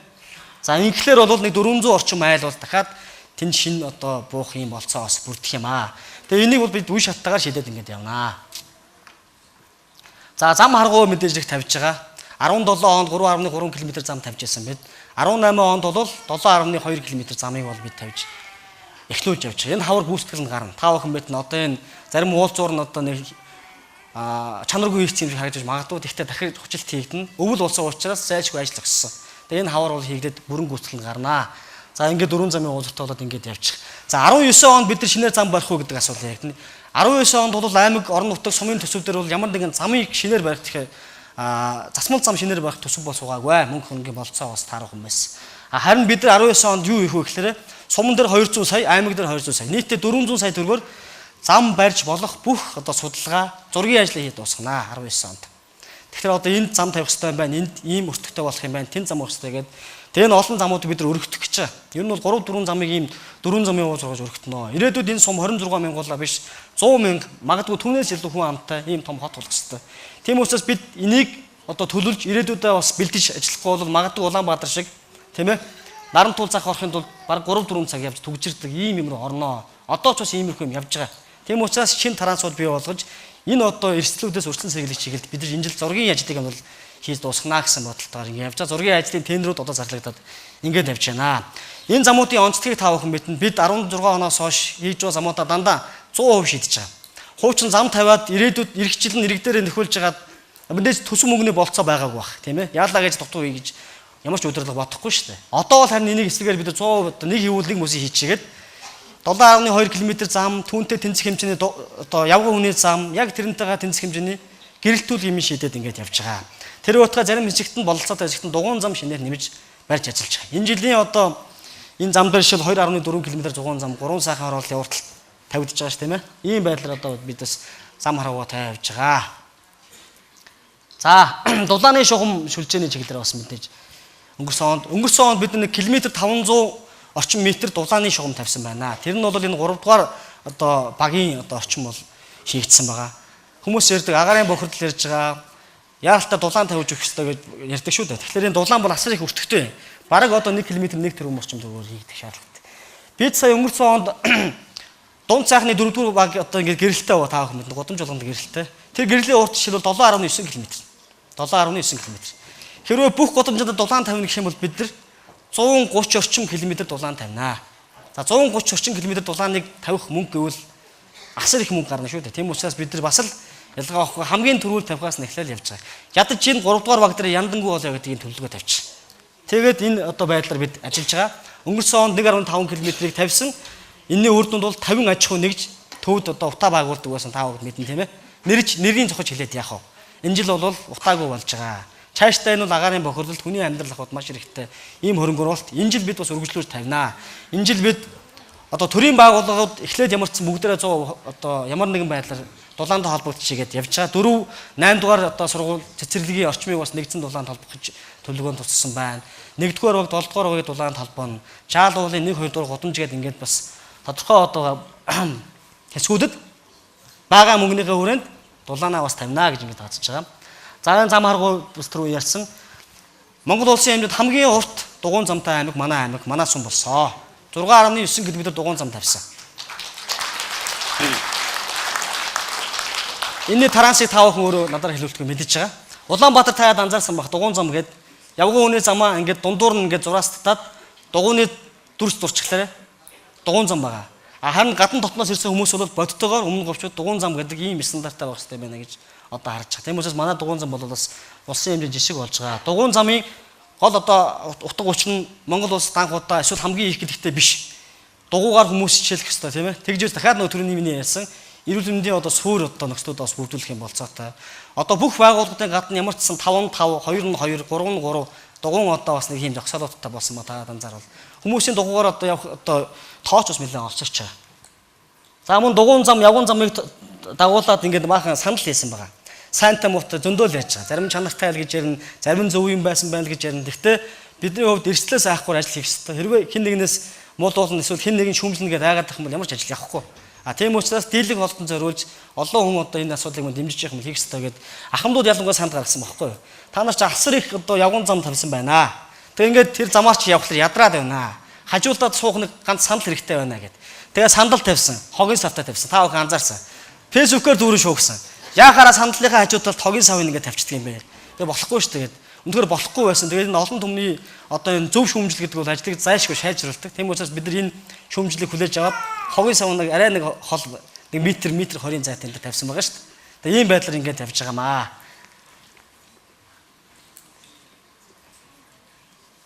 За орон сууцны тухай ярьж байгаа. Ер нь бол энэ агаарын бохирдлыг шийдэх гол гарц бол юу вэ? Орон сууц. Орон сууцтай болох юм бол агаарын бохирдлого болно. Утаа гарахаа болно гэсэн үг шүү дээ. Тэгээ ер нь энэ улс орнууд бид бас дөндөө судалж байгаа. Яаралтай бас агаарын бохирдлын асуудал гээл. Тэгээ орон сууцтай болсон асуудал байна. Бид болцоогоор бас орон сууцны асуудлыг шийдэж явж байгаа. Төсвийн хөрөнгөөр олон жил яригдсан. Олон жил яригдсандаа 2, 3, 9 дугаар орон сууц гэдээ байгаа тий. Одоо бүгдийг одоо бас нураацсан ингээд буулгацсан байгаа. Энэ дээрээ бид 9 давхар одоо үйлчлэгээтэй ийм орон сууц барихаар төлөвлөж байгаа. Энд нийтдээ 51 айл байсан. Энэ орон сууцанд. Бүгдийг одоо гаргаад одоо айл ямар нэгэн байдлаар энэ баригдах хугацаанд бол амьдралаа ингээд залгуулсан явж байгаа. Тэнд байх юм бол маш их эрсдэлтэй байсан. Тэгээ энэ байшин хувийн хвшлийнхэнд одоо өгөөд газар малын шийдэд тодорхой хэмжээнд дэмжлэг өгөөд бариулж байгаа. Энэ байшингууд 9 давхар уран байшин барихад бол нийтдээ 154 айлын орон сууц босноо. Ингээд 54-өөс яах нь вэ? 51 айл нь бол үн төлбөрөөгөө орно. Үлдсэн одоо айлууд нь бол одоо энэ бизнесийн хуулиар ингээд орох юм болцоотой болж. Тэгээ энэ онд бол төлөвлөгөө өсөөр энэ ашиглалтанд орох ёстой. За мөн одоо өнгөрсөн онд бол 130 одоо айлын орон сууцны одоо хувийн хвшлийнх маа санаачилж байна. Ер нь орон сууцыг хувийн хвшлээд хийдэг тийм ээ. Энэ онд бол мөн одоо бас 160 орчим одоо айлын орон сууц шинээр байгуулахаар ингээд төлөвлөж байгаа. Та бүхэн мэдж байгаа шинэ 70-д маш олон орон сууцны ороод баригдаж байгаа. 3 дугаар богдоор баригдаж байгаа. Энэ орон сууц бол хувийн хвшлийн одоо хөрөнгө оруулалтаар хийгдэж байгаа. Энэ орон сууц барих юм бол эдийн хэмжээний айлууд энд орж одоо шил бас яндангуй болно гэсэн санаа. За. Аймгийн хэмжээнд бид бас орлого нийцсэн орон сууц хөтөлбөрийг энэ онд хэрэгжүүлэхээ бас төсөлтөө суулгасан. Бидний мөрийн хөлбөрөөсөн Ахмад дууд за ялангуяа шинэ төгсөж залуучууд ингээд шууд орж ирэл 600 өдрийн цайлтантай байр авах ямар ч болцоо байхгүй. Тийм учраас багахан түрээс төлөөд 3 жил амьдраад тэр хоорондоо мөнгө хөрөмтлүүлж жагаад тэр 8% ипотекийн зээлийн цөөр болцоогоо бүрдүүлээд ингээд шилждэг ийм орон сууцыг барих шаардлагатай байна гэд. Ингээд орлогод нийцсэн түрээсээ орон сууц гэдэг ийм хөтөлбөрийг энэ жил бид хэрэгжүүлнэ. Энэ хүрээндээ бол 70 цамдар бас энэ чиглэлийн ажил хийх тэр бид нар төсөв хөрөнгөний бас болцоогоор суулгаад ингээд явж байгаа. Утгагүй бас энэ чиглэлийн бас тодорхой шийдвэрийг таавал танилцуулнаа. За энэ гэр хоолны гэрэлтүүд ер нь бол 16 оноос өмнө бол тав хүн мэднэ гэр хоол дандаа ийм цамхагтай гэрэлтүүлэг байсан тийм ээ. Цамхагт гэрэлтүүлэг бол яг тухайн үедээ бид нар тавиад ийм гэрэл тавих шаардлагатай тавьсан. Гэхдээ амьдрал баян учраас гэр хоолд бол тохиромжгүй гэдэг нь одоо бас нотлогдсон. Монголчуудын цонх хаанаа байдаг вэ? Гэрийн цонх. Дээрээ байдаг. Дээд талд нь гэрэл асчихлаар яах нь вэ? Тэр айл унтж чадахгүй яг үүндээ. Тэр айлд өдөр нь шөдөр, шөнө нь шөдөр. Тийм учраас гэр хоолны гудмын ийм байдлаар хийх нь бол үр дүнтэй байна гэдэг энэ жил 17 оноос эхлээд ингээд явж байгаа. Өнгөрсөн онд бид 7.9 км гэрлийг бол тавьсан. Энэ онд бол 20 гаруй бараг 30 орчим км гэрэл тавихаар бид нар шийдээд явж байгаа. Энэ нь бол яг үнэндээ манай гэрэлтүүлэг эндээс хаан онгор буцаад ирэх хэмжээний урттай ийм гэрэлтүүлэгтэй бид нар болноо. За энэ 4-р овгийн бүх гудамжийг энэ гэрэлтүүлсэн. Одоо сая одоо тендерийн шалгаар компани шалгарч байгаа шин хавар одоо 3 сараас ажил эхэлнэ. Зүүн сахны 5 дугаар баг, дунд сахны 4 дугаар баг, оюутын 7 дугаар баг бол бүх гудамж нь гэрэлтнэ. Ямар нэг гудамж үлдэхгүй.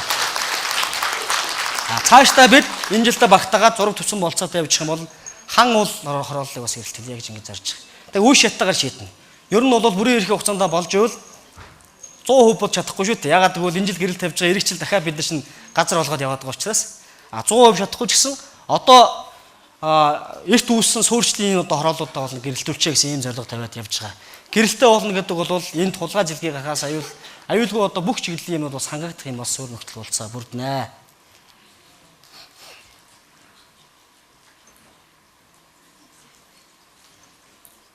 За энэ орон сууц нийтийн эзэмшлийн талбай тогтчлтын асуудал хийгдэнэ.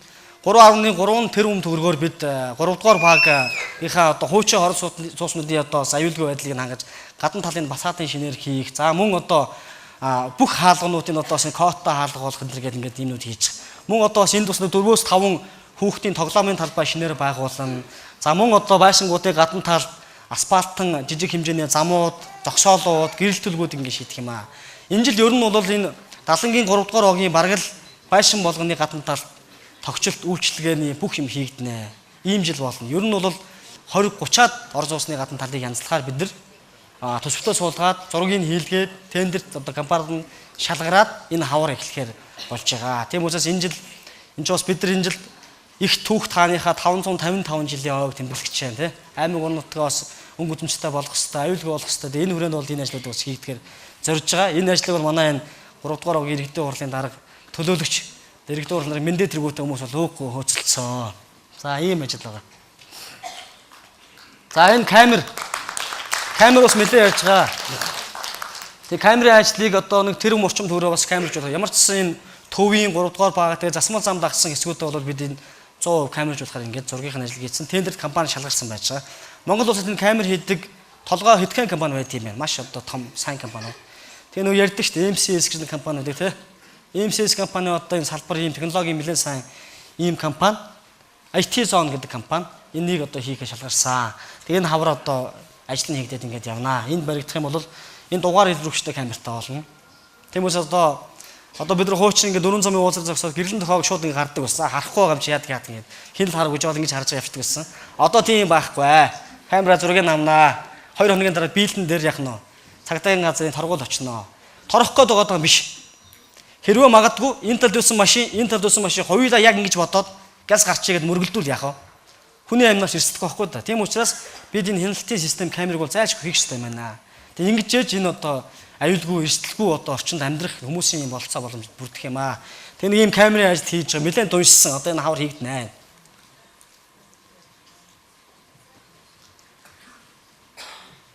За төрийн захиргаа хууль эрх зүйн чиглэлээр одоо бас энийг одоо манай тамгийн газар за төрийн байгууллагуудад бас сэгжүүлж ажиллаж байгаа. Ер нь бол мэдээж Монгол улсад мөрдөж байгаа 400 гаруй хууль байдаг гэж би ойлгосон. Маш олон тогтоол шийдвэрүүд би энэ хүрээнд төрийн байгууллагууд бүх шатндаа ажиллаж байгаа. Тэгээ төрийн одоо албан хаагчид маань яг л одоо хууль номынхаа дөрвөнд ажиллаж байгаа. Энэ 2019 оны 1 сарын 1-ээс эхэлж төрийн одоо албаны шинэ хууль гарсан. Хуучин бид нар ярьдаг байсан. Нэг нам гараад нөгөөдүүл хаалдаг гэх тээ. Дараачих нь гарч ял хаалдаг. Энэ тогтолцоо бол энэ хуулиар маш том одоо хязгаарлагдчихж байгаа. Тийм учраас одоо яах нь вэ? Миний ойлгож байгаагаар манай төрийн албаагч одоо үзэж байгаагаар бол энэ хууль хэрэгжснээр над мэтийн улс төрийн албан тушаалтангууд 4 жилийн хугацаанд ирж буцдаг. Сайн ажлуудаар түмэн дахиад сонгох бах. Муу ажлууд тэгээд чөлөө цаг одоо хаана өнгөрүүлэх юм тэгээд мэдээж халагдах бах тий. Ингээд солигдоход төрийн албан хаагчдыг нам улс төрийн харьяалаар халах одоо боломжийг бүгдийг хааж өгч. 1. Хоёрдугаарт төрийн албанд одоо хин нэгний дарга нарын эндэргээл ярьдаг таавхан бид нар ч ярьдаг. Гэнт гүйж байгаа л туршлагатай ч туршлахгүй ч хүн томилогддог байсан бол энэ хуулиар тэгэхээр болсон. Хилцээний дарга байх юм бол яах нь вэ? 12-3 жил төр заавал ажилласан байх хэрэгтэй. Тэрнээс 2 жил ажиллаад сонгуульд ялж гарч ирэнгүүтээ гэлс гүгээд ажилд ордог тийм басал байхгүй. Тэгээ ингээд энэ төрийн алба бол одоо мэрэгших, төрийн алба тогтвортой байх энэ чиглэл анхаарч байгаа. Энэ чиглэлийн хууль болцсон би хувьдаа баяртай байгаа. Хүн хаалт солихгүй амар болж байгаа юм байна гэдэг. За энэ төрийн байгууллагын одоо ажлын бас гол олцоо бол мэдээж энэ төрийн албаа агч ажил хөсөл болцоо бүрдүүлэх ёстой. Энэ жил бид нар 3 багийн төвөө шинээр барьсан. хаан уулын 2 дугаар баг, их уулын 6 дугаар баг, за 8 дугаар багийн төвийг шинээр барьсан байгаа. Ирэх жил буюу энэ жил 2 багийн төвөө барихаар төсөв суулгасан байгаа. 1 дугаар багийн төвийг бол төсөвтэй суулгасан. 5 дугаар багийн төвийг бол би төсөл хөтөлбөр ямар нэгэн байдлаар санхүүгийн их усүр олж барина гэдэг. За ингэх юм бол яах нь вэ? 8 баг мөн 8уулаа. Одоо ямар ч одоо гологдох боломжгүй гологдохооргүй юм сайхан байртай болно. Одоо гол нь багийн дарга нар маань энд байнгын идэвхтэй ажиллаатай байх хэрэгтэй. Жилдээ 4 удаа хуралддаг байж болохгүй. Өдөр болгонд бужигнах хэрэгтэй. Саяхан би нэвтрүүлэг хийгээд явсан. Нэвтрүүлгээ таасан уу? Эсвэл дандаа тийм байгаа юу? Энэ 3 баг бол яг үнэндээ хүн өстөө төм түжигнэж бом бужигнах гэдэг шиг байсан. Би өөр хэлье. Хаан уулын 2 дугаар өдөр аймгийн авар шалруу шатрын тэмцээн болж байлаа. Тэнд 100 гаруй одоо шатарч цугулсан. Маш том арга хэмжээ зохион байгуулалт. Би хувьдаа их баяртай байсан. Багийн төв дээр эзэн аймгийн аварга болж исэн тийм ээ. Шинэ байр баригдсны үр дүн гэж харж байгаа. Их уулын 6 дугаар хог дээр одоо цагаан сар болох гэж маш олон ойдолчин одоо бүсгүүчүүд нэг нэгэндээ дээл одоо урлагийг заагаад ингээд ойдол хийгээд сууж ирсэн. Манай 8 дугаар хог дээр бол аахаа тэмцээн гэдэг хүмүүстэй ингээд мэдлэг олох чиглэлийн одоо арга хэмжээ зохион байгуулалт ингээд явьсан. Цаашдаа энэ арга хэмжээг бүх багийн дарганд таслахгүй байх хэрэгтэй. Энэ байгууллагууд бүх байгууллагад нээлттэй. Төрийн бус байгууллагууд ч бас имэрж болно. Ямар нэгэн түрээс мөнгө авахгүй. Өөрснөө энд одоо өрөө таслахыг ашиглаад, бужигнаад ингэж явах болцоо байгаа. Нэгэн тал бид нэр хүн байсан ч хүн байхгүй ч байсан дулааных нь мөнгийг төлж байгаа. Цахилгааных нь мөнгийг төлж байгаа.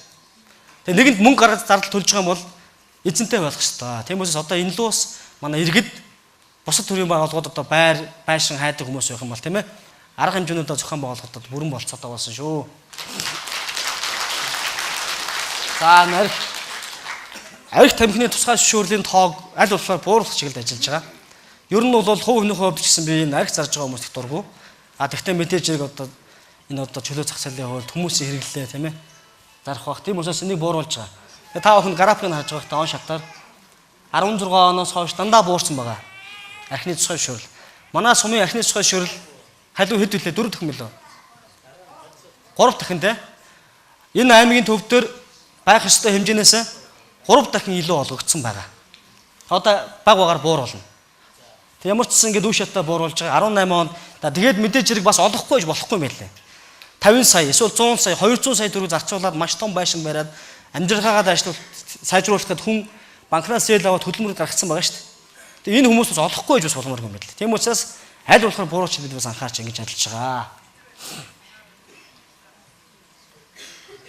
За энэ цэрэг иргэн онцгой хуулийн чиглэлээр бас хийсэн ажлууд бас одоо энэ чиглэлийн хууль, номын хүрээнд бол бид нар хийгдээд явж байгаа. Манай аймгийн энэ чиглэлийн байгууллага маш амжилттай ажиллаж байгаад хувьдаа их баяртай байгаа.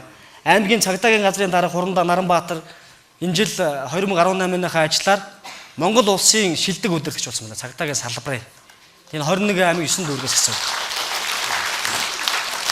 Манай шүүхийн шийдвэр гүйцэтгэлийн газрын дарга одоо Хурандаа Эрдэнэ нуур даргатай хамт олон бас мөн одоо 9 дүүрэг 21 аймаг шалгагддаг бах. Энэ салбартаа улсын шилдэг байгууллага болсон байна салбарын. За мөн одоо манай онцгой байдлын энэ жил бас улсдаа бас тэргүүлж үр дүнгийн гэрээ хүүхдээр бол явсан байлээ. 90-тэй шувтаа амлагдсан гэдэг. Тэгээ саяын 3 дүнгээс энэ салбарын ажил гайгүй явж байгаа гэдэг бол тавх олох. Цааш нь дэлгэрүүлж ярих зүйлүүдээр олгогдноо. Энийг одоо хийдэг хүн бол манай мөнх эрдэнэ гэдэг одоо бас бэлтгэл хөшөөч байгаа. Тэгээ мөнх эрдэнэ одоо дарга бол энэ асуудлуудыг бас хүмүүн зохион байгуулж байгаа. Өнгөрсөн 18 он тавх мэднэ. Бас энэ байгаль хангаа бидний нэлээд сорилоо. 1956 оноос хойш 62 жилийн дараа маш их хэмжээний хурд тундас одоо энэ аймаг дээр орсон. Энийн хүрээнд бидний бэлтгэл ажлыг, бидний одоо өнөөдрийн бүтээн байгуулалтын ажлыг шалгасан том шалгуур болсон гэж бид хувьдаа үзэж байгаа. Тэгээ энэ одоо яг сөрөг тал нь бол нэг 20 хоног бүх ажлууд хойшилсан бороо орж байгаа учраас нөгөө тал нь бол шинэхэн баригдсан байшингуудын дээврээс ус хойчоод буцааж одоо янзлуулсан ч гэдэг юм уу те ийм одоо давуу тал гарсан. Тэгээ цаашдаа бид энэ байгалийн гамшиг болцсошгүй нөхцөл байдалд бол маш их одоо бэлтгэлтэй ажиллах хэрэгтэй байна гэдэг ийм юмыг бол биднэрт гаргаж өгсөн. Ядчил шаварт суухад машин хэрэгтэй гэдгийг л ойлгуулсан та тий. Ховд сунраад гэсэн одоо бэлтгэх хэрэгтэй гэдэг ингээд явж байгаа. За орчны бохирдол хот тогтчил чиглэлээр бас байна. Энэ бол хамгийн сум зэтэв энэ сумын хувьд, төвийн сумын хувьд.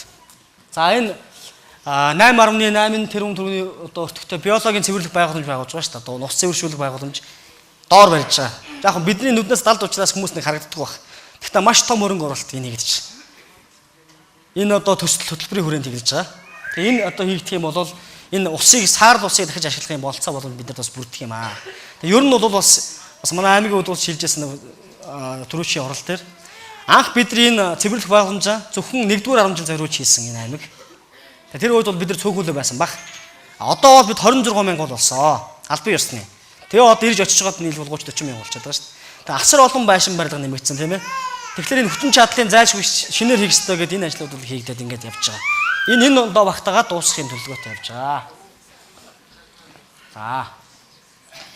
За энэ нөгөө загчийн ажлын албаны одоо дараагаар Баатар гэж одоо хүн томилогдсон байгаа. Тэгээ энэ загчийн ажлын албыг бид анхаарах хэрэгтэй. Ер нь бол хогоо ачхгүй байна, нохоогоо алахгүй гэж бид нар ярьдаг шүү дээ. Гэхдээ энэ дотор байгаа манай таа хүн бидэндээ нэг шар хувцастай тий годамжаар хог зэвэрлэл явж байгаа. Бас амьдрахаа явж байгаа Монгол улсын нэг иргэн. Тэгээ энэ хүмүүсийн ажлын нөхцөл болцоо нь үнэхээр муу байсан юм аа. Багж техник хэрэгжлэхгүй байсан юм аа. 10 хэдэн онд авч өгсөн машинууд нь бүгдсэндээ эвдрээд цүүдээд ёстой л нэг өдрөөс өдөрт амь аргацааж явдаг ийм л байсан. Та охин одоо би танаас одоо бас ярьж өгье. Жишээлбэл нэг ингээд хогийн машинтай машин жолоодог жолооч гараж байхгүй. Мэдээж хогийн машин бол үнс тоостой тийм үү. Тэгээ айлгын хашаанд нөгөө нэг одоо жолооддог хүн нь гаражгүй учраас хашаандаа явждаг ус. Хашаагаар нь дөрөв үнс тоос. Тэгээ одоо бол бид энийг өөрчилж байгаа. Энэ жил энэ л 3 тэрбум орчим төгрөг шийдэж байгаа. Тэгээд загчийн ажлын албаны байртай болно тэр доор. Тэгээ энэ байранд нь тэр одоо манай загчийн ажлын албаны тэр олон хөдөлмөрч одоо сайхан энэ хотыг цэвэрлэхэн байлгахын төлөө зүтгэж байгаа залуучууд настай хүмүүс бүгдээрээ эр эмгэг усанд ордог, хоолны заалтай, хурлын заалтай бас нэг энэ төрийн албаа хаагч байна тий. Ийм болж байгаа. Тэгээ ямар ч орой гэртээ очихдоо үнснээсээ салаад тий эхнэртэй хүүхдтэрээ бас цэвэрлэх очноо. Шампунь өнөртөж очно. За тэгээд энэ төвийн багууд дээр энэ ногоон багамж хогийн менежмент чиглэлийн нэлээд ажлууд хийж байгаа. Энэ онд бол одоо аймгийн удирдлагууд бас биднийг дэмжсэн 20 орчим шинэ техникүүд орж иж байгаа. Саяхан одоо 6 машин шинээр авлаа. Тэгээ 18 онд бол бид энэ нэг хог ачих тухай, нохооны тухай, нийтийн хогны тухай асуудал бол мартагдана гэж би одоо бодож байгаа. Ер нь бид нар цаашдаа 1-р багийн 1-р годамжинд 1 сарын 1-нд очдог болно. Ингээд 20 хоног дотор багтаагаад тэр багийн хогийг дуусгана. Үлдсэн 10 хоногтоо дараачийн царын хог ачих бэлтгэл анх хэвээр. Одоо бол 45 хоног байгаа шүү дээ. Тийм ээ? 45 хоногийн циклээр одоогийн нөөц болонд явж байгаа. Тэгээ энэ 45 хоногийнх нь 30 хоног нь 1 сар гэж үзээд үлдсэн 15 хоног нь 2 сард хуваагдах юм бол бид нар баг 3 сар дамжиж айлт хог очиж байгаа байхгүй та. Ийм техник бөгөөд хүн өөрсдийн нөөц болцоо байгаа учраас энийг бид нар шийдснээр бол энэ асуудлыг шийдэж. Төвдөө 10 шиг ийм хог ялгадаг дахин зориулсан ийм контейнертай болно. Тэгээ одоо энэ төвийн хэсэг ч үү дээ. Төвөөс ийм чиглэлийн нүд хийнэ. Одоо нөгөө манай Баян мөх дарга эко өмнөгөө гэж фэйсбүүкээр яваад байдаг тий. Энийг санаачлаад хэрэгжүүлээд бидэрт маш их одоо төрийн засгааны бөгөөд санхүү хөрөнгийн дэмжлэг үзүүлж байгаа. Тэгээ ийм чиглэлийн одоо энэ том юмыг бол бидний 18 онд бүх хүмүүс эрүүг төвөрөдлөө дэмжиж хийчих юм бол манай энэ асуудал тэгээ том асуудал биш болж өрнө гэж ингэж явдаа болгоч. За энэ шинэ суурьшлийн бүсийн инженерийн шугамжуулж 2 төрөм зүгээр янзлана. Шинэ 70 цадын 90К гэдээ байгаа тийм ээ. Энэ одоо энд байгаа бохирийнх нь одоо систем бол даацсан хэтэрсэн. Одоо цаашдаа бол шинээр байшин баригдах юм бол бөглөрөх хот одоо байгуулалтын хувьд дэд үтсийн хувьд одоо бас маш эрсдэлтэй нөхцөл байдал. Үүссэн тэгээ энэ жил бид нар тэрийг бол шийдэж ажиллана 2 төрөмөө. За дулааны цахилгаан станцын төв магистраль шугамыг өргөтнө. Гэр хоол руу дулааны шугам тавьгаа бид нар яаж байгаа. Хүн ч гэсэн артерийн судастай. Түүнээс салаад маш олон нарийн судасаар ингээд хүний бие организм яах нь судас нь эргэлж байгаа шүү дээ. Тиймээс ус энэ дулаан бас адилхан. Тэгээ төв магистраль шугамууд нь одоо маш нарийнхан учраас цаашаа яах нь тэлэх болцоогүй болчиход байгаа. Тиймээс эхний ээлжинд бид нар энэ жилдээ энэ төв магистраль шугамыг одоо бүдүүрүүл цааш нь олон сүлжээ шугам байгуулахын чиглэлд одоо бас анхаарья гэдэг. Энэ чиглэлийн юмыг бол салбарын байгууллагуудад танилцуулаад бид энийг бол шийдэх ёстой гэж ойлгоод ингээд зөвхөн тавиад явж байгаа. Шинэ дулааны станцын тухай ярьж байгаа. Төвийн бүсийн дулааны одоо энэ 3 дугаар баг 6 дугаарыг өнөөдөр ингээд дулааны станц маань хүчин чадал нь ингээд хийгээд явж байгаа. Цаашдаа энэ сум дахиад том хот болно. Үндсэн хуулийн өөрчлөлт орох бах. Тэгээ энэ хот болох юм бол шинээр маш олон барилга байшин баригдана. Тэгэхээр заашгүй бид дулааны станцыг шинэ хийх усгүй шаардлагатай болж байгаа.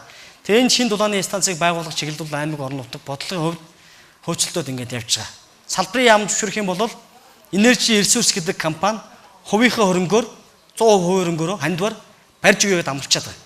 Тэгээ салбарын яам одоо том төрийн бодлогууд дээр шийдвэрийг гаргах талаар бид нар хөөцөлд ажиллаж байгаа. Та одоо бид нар 3 сахаа хороол руу яаж шил энэ дулааны станцаас дулааны шугам тавих вэ гэдэг асуудал байна шүү. Тавьж болохгүй.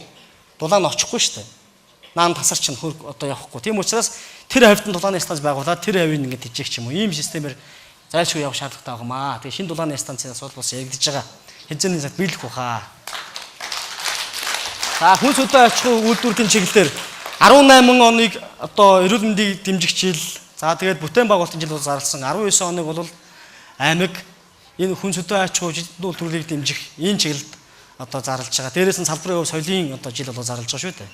Сумын хувьд бол тухайлаад аймагаас зөрөөд ч юм уу тим ийм гэдэг чиглэл бид нар барихгүй байгаа. Нэгдүгээр малгай том бодлого нь гарсан бол бид суурь одоо бүх шатанд тэрийг одоо хэрэгжүүлж багийн системээр явах хэрэгтэй дагуулаар энэ аймгийн одоо тавьсан зорилтыг бид сумдаа хэрэгжүүлнэ гэж ажилладаг. Тэгээ энэ жил бас бид ингэж ажилланаа. За сум хөгжүүлэх энэ хөдөө аж ахуй үйлдвэрийн чиглэлээр махны үйлдвэр шинээр баригдаж байгаа. За мөн одоо ногоо хүнс ногооны одоо цойр шинээр байгуулна 19 онд. За урагшаагаа нөгөө 200 гаруй саяар том услалтын систем бий болгосон. Тэгээ энийг хувийн хвшилт менежментийн гэрээр ажиллаулаад ингэ явж. Энэ бас боломжийн хэмжээнд ажил нь яваад ингэ явж байгаа. За мөн одоо энэтэй холбоотой бас сум хөгжүүлэх сангийнхаа одоо зээлийг бид энэ 19 онд бол яг энэ чиглэл рүү зарцуулна гэж бодож. Ер нь 70 засчууд цаашдаа бид энэ дотоодынхоо хүнсний одоо бүтээгдэхүүнүүдийг 100% өөрөөс хангадаг ийм том зорилго тавьж ёстой. Тэгээ энэ ногоо үйлдвэрлэж байгаа, ногоо тарьж байгаа хүмүүс, мах одоо боловсруулж байгаа хүмүүс тийм ээ, талах хийж байгаа хүмүүсээ дэмжих хэрэгтэй юм байна. Тийм учраас 2019 оны төсвийн орон сум хөгжүүлэх сангийн одоо зээлийг яг энэ салбар руу зарцуулна. Бусад салбар руу дэмжин зарцуулахгүй. Тэгээд энэ чиглэлээр явж байгаа. Та бүхэн бид Монгол улсын ерөнхий сайд хүрэн зөвхнийг хэмгэлдэг. Монгол улс бол одоо энэ гүн далайд гарцгүй орн тийм ээ. Далайн гарцгүй орн. Гэхдээ хүн далайд гарцтай гэж. Хүн далайд гарцтай. Дэлхийн 7 тэрбумны тэр 400 урд байна тийм ээ. Хойно 200 гаруй одоо сая хүн байна. 300 сая хүн. Тэгээ маш олон хүн байна гэдэг бол бид юм үйлдвэрлэж чадаад түгэж чадах юм бол юм хүн гарц байна. Энийг ашиглах хэрэгтэй гэдэг санаа хайлаад байна. Тэгэхээр бид нар сумс ялгаа авахгүй. Бид нар бас ийм одоо боломж байна. Тойроод стратегийн одоо 3 уул уурхайн компани байна. Маш олон уул уурхайн компаниуд байна. Энд асар олон хүн ажиллаж байгаа. Асар олон хүнд хоол идэж байгаа тийм ээ. Тэгээ энэ бололцоонуудыг бид нар сангах энэ чиглэлд сум бас ажиллах хэрэгтэй. Тийм учраас цаашдаа бас энэ чиглэлийн бодлогыг бас нэлээд төлхөө ажиллана гэж бодож байгаа. За мал аж ахуйн салбар мэдээж энэ сум малтай. 108 мянган мал энэ жоохон алдаад тавьчихсан байна. 108 мянган малтай. Тий. Гэхдээ 108 мянган малынх нь ихэнх нь байдгүй. Яг бол малгүй учраас би шил Сэврээ сумын одоо гаралтай. Гэхдээ Сэврээд надад нэг 5 мал байна. Тэгээ 70 цадын мал дээр бүртгүүлж байна тийм ээ. Ийм байдлаар манай мал бол ийм байдаг. Гэхдээ бид нар энэ мал аж ахуйн салбарт 200 гаруй малчин өрхмөр байдаг. Тэгээ энэ чиглэлдээ бас анхаарч эдрийг дэмжигч ажиллаж байгаа. Энэ жил бид нар 2 худаг шинээр барьж одоо шинээр хийж байгаа. 2 худаг засна. 2 худаг бас нараар одоо ажилтдаг ийм систем суурилахаар ингээд төлөвлөд явж байгаа. 5 төрлийн малтай тэр туцаа бүхүр бас нэлээдгүй байгаа. Бүхүр бол манай одоо бас нэлээд таньдаг амт шүү дээ.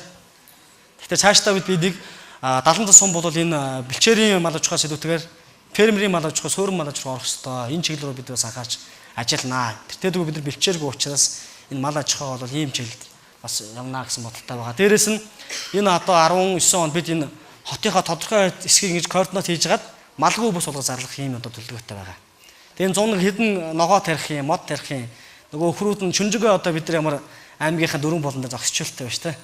Тэг хэцүү шүү дээ. Тэгээд орж ирээд ингээд идчихэн нөгөө пүнкрийн одоо сасхаа аач нэг зөвлөлт зовлонтой. Тэгээ одоо тэр малын чи хорих болцоо байхгүй. Тэгмээс хууль эрх зүйн бид нар бас шийдээ цаашаа явна гэсэн юм бодолтой байгаа. За мал юм. За энэ юу вэ?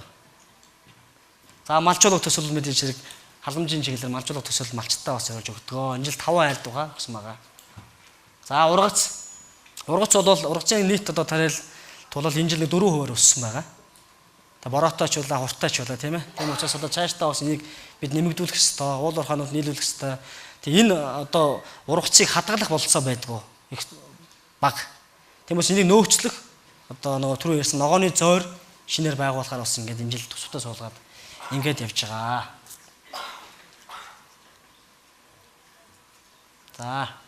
За мэдээж хэрэг энэ мах одоо ногоог бол маш хурдан шинжилээд эрүүл ахуйн одоо шаардлагыг хангаж байна уу гэж ингэж зах зээл нийлүүлэх хэрэгтэй. Өнөөдөр бол тийм байхгүй. Тэгээд 10 одоо 8 оноос эхлээд хэрэгжүүлж байгаа. 19 онд дуусах бах. Хүнсний иж бүрэн лабораторитой болно. Тэгэхээр одоо энэ малчтаас ирж байгаа мал эрүүл мэндийн шаардлага хангаж уу юу гэдэг бол маш хурдан шинжилгээ өгөөд ингээд эрүүл хүнсээр иргэдтэй үүсчийн болцоо суурийг бол одоо бүрдүүлэн түрүүний ярьсан механикцсан зөөр гэдэг бас энэ ингээд харагдаж байна тийм ээ. 500 орчим сая төгрөөр хийгнэ. За энэ юу вэ? За сум хөгжлийн сан. За сум хөгжлийн сангийн зээлүүд энэ жил бид ер нь бол жил болгоо олгоод явж байгаа. Гэхдээ 17 оноос хойш бол олуулаа хэлцэж олгодог болсон. Шинэ хууль гарсан. Сумын сэтгүүрээр ахлуулсан ажлын хэсэг байгаа 10 хэдэн оны бүрэлдэхүүнтэй. Тамгийн газрын одоо мэрэгчлэлтэнгүүд за дээрээс нь сумын дарга хурлаа ахалдаг 8 багийн иргэдийн нийтийн хурлаа сонгогч нэг хүн нийлж хагаад энэ одоо зээлд өгөө. Энэ хүний зээл амжилттай болох юм байна. Ажлын байр нэмэгдүүлэх юм байна гэж ингэж өгч байгаа. Тэгээ энэний үр дүн гарч байгаа. Олуулаа хэлцүүл одоо буруутахгүй гэдэг үр дүн. Яагаад гэвэл 17 18 онд өнгөцсөн зээлүүдийн эргэн төлөлт маш өндөр байгаа. 17 онд нэг л хүн зээлээ төлөөгүй. Одоо олигдуулсан бид нар. За 18 онд бол 100% зээлээ төлж. За тэрнээс урагшаа бол ярих юм байхгүй тодорхой тий. Маш олон 800 орчим сая төгрөгийн өртөө сууж байгаа. Зээл авсан, хэн авсан, ямар зорилго авсан мэдэхгүй байна. Тэгээ бид эргэж олохын төлөө явж байгаа. Хүний муу шаардлага байхгүй. Ямар нэгэн байдлаар мөнгөний эргэж олох тал дээр л анхаарч. Шүүх цагтаа одоо элдв хангаан бид нар хандаагүй. Ямар нэгэн байдлаар олноо, эргэж энэ зүсийг бүрдүүлнэ гэдэг чиглэлд анхаарч байгаа. Хуулийн ч тийм байсан хуучин. Хуучин хэдүүлгээс суужгаад хэлцдэг юм хуультай байсан учраас тэ таньдаг мэндэг ямар байдгийг ингэ хийждэг байсан. Одоо бол тийм боломж байхгүй. Би тэр байтугай 18 оныхоо одоо энэ төслийг бол өөрөө ахалт суугаагүй. Би өөрөө яваад гисэн. Би суухлаар надад мессеж ирээд байхгүй. Танаа багийн хүн байна, танаа намын хүн байна, тэр байна, энэ байна гэж ямар нэгэн байдлаар надтай холбоотой таньдаг хүн олцоод тэр нь одоо үүд нэрээ суучдаг. Тийм учраас энэ жил би өөр огт зээлээс нь гараад манай зээлийн комисс суралцсан бүх юм шууд 100% ингээд дэмжиж явсан. Тэгээ тэр нь амар юм байна. Тэр нь өөрөө бодтойгоор одоо хөнгө орох хэвээр хүмүүс рүү оруулж энэ одоо зээл эрсдэхгүй байх ийм гол шаардлага бол хангагдчихж байгаамаа. Бид цаашдаа бас ийм байдлаар ажиллана. Гэхдээ энэ жилийн хөрөнгө оруулалтыг бол зөвдрүү байсан тийм ээ. Хүнсний чиглэлийн одоо хэрэглээ тэлэх энэ үйлдвэрүүдийг бид нар зарцуулж ингэж явнаа.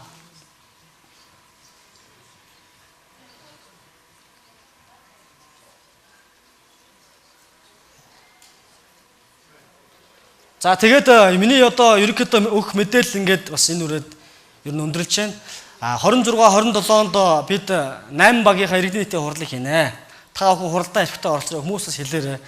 Ер нь бол ингээд оролцож байгаа асуудлаа шийдүүлдэг ийм л тогтолцоо одоо явж байгаа. Хэн асуудалд илүү идэвхтэй оролцно, тэрний асуудал илүү шийдэгдэнэ. Яагаад ахмадууд залуучуудаас илүү идэвхтэй байгаа юм бол яагаад ахмадуудын асуудал илүү шийдэгдэж байгаа юм те? Ахмадууд илүү идэвхтэй оролцдог учраас ахмадууд хурал дээр ахмадын тухай яриад байгаа. Нэг ийм жишээ байдаг. Хавар болохоор хайр ирдэг гинэ. Хавар болохоор. Ер нь хайр ирдэг үстэй. Хүмүүс одоо хавар бооцдог, ичээ мичээ нэгддэг гэдэг юу ч болтой. Тэгээ ингээд хүмүүсийн насны бүлгээр асуусан байна л да. Тэгээ 18 хүртэл насны хүмүүсээс асуусан гэж байгаа. Хавар болохоор юу ирдэг ингээд асуусан байна. Тэгэхээр нөхдүүд бол яг минийсээ ярьсан нэг лов ятол гэж ярьсан байна. Хайр ирнэ гээл те. Тэгээд ажиллаж байгаа дунд иргэн насны хүмүүс ярихад бол хавар яг бүтээн байгуулалт эхэлт юм те. Хавар одоо бид нар бизнес эхлүүлдэг, хавар газар тариалан эхлүүлдэг гэж ярьсан байна. Ахмадуудаас асуусан хавар ханш нэгддэг. Сайхан одоо шиний одоо өвөл өнгөш ханш нэгдэн, өрн сайхан 100 гэрнэ гэдэг. Тэгээ эндээс энэ гурван бүлгийн хүмүүс гурван өөр төрлийн юм ярьж байгаа сте. Тэгэхээр хэрвээ бид нар иргэдийн нийтийн хуралд очихгүй юм бол хэн их очиж байна тэр нь шийдэгдээд байна гэсэн үг байхгүй та. Ахмадууд очиод ханшийн тухай яриад байгаа. Одоо залуучууд очиж хайр ярих сте. Тэгэх юм бол нийтээр одоо бас хөгжих юм болцоо бас бүрднэ. Багийн хурал идэвхтэй очиороо тэнд би тэнд бол дэлгэрэнгүй бүх хурлаар явна. Асуулт хариулттай. Таны одоо санал шүүмжлийг сонсно. Тодорхой мэдээлэл чинь хариулт өгнө. Тийм учраас багийн хурлуудыг та алгасахгүй орж байгаа. Тэгээ энэ тоог би хэлэх гэдэг юм.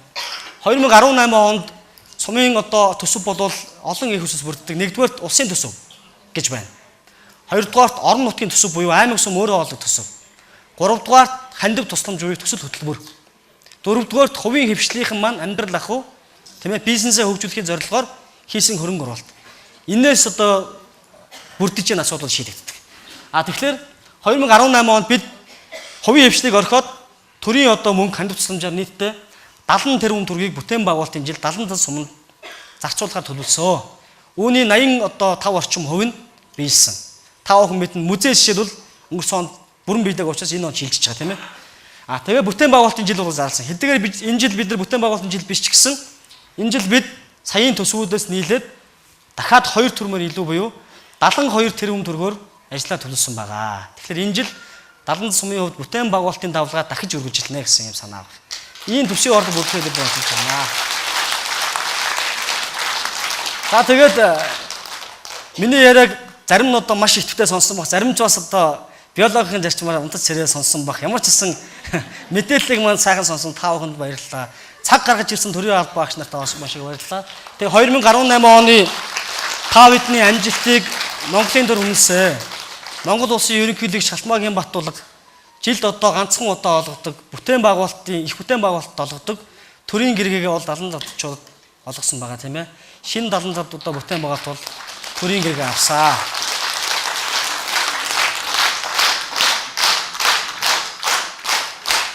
Та бүхэн харсан бах Facebook дээр манай дарга нар очиж зураг шагнал авсан зураг нь байгаа тийм. Тэгээ бид тэр зургийг аваад маш их бахархсан. Би өөрөөс гэж боддог. Ер нь төр бол залгамж халаатай байх хэвээр. Шинэ хүн гарч ирээд бүх юмыг шинжилж болдгоо. Энэ бол төрийн суурь зарчим гэж байна.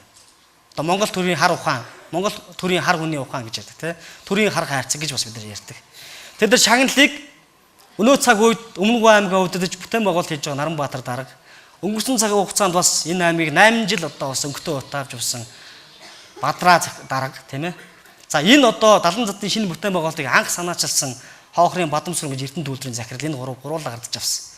Тэгээ энэ бол энэ олон жилийн хугацаанд магадгүй одоо 12 жилийн хугацаанд хийсэн энэ хүнд ажиллаж ирсэн төрийн албаа хаагчдын бүгдийг нь хөдөлмөр зүтгэл орсон ийм шагнал учраас бүгдийг нь байлгаж байгаа төгсөнд бол хувьдаа маш их баяртай байсан. Энийг бид цааш нь ном дүрмийнхэн дагуу ямар нэгэн хувийн бөгөөд одоо хувьсгалын шунхай сэтгэл оруулахгүйгээр цааш нь хөгжүүлж ажиллана гэж хувьдаа бодож байгаа. Тэгээд энэ өдөрлгөөд төдөлөө бас баярлалаа гэж хэлье.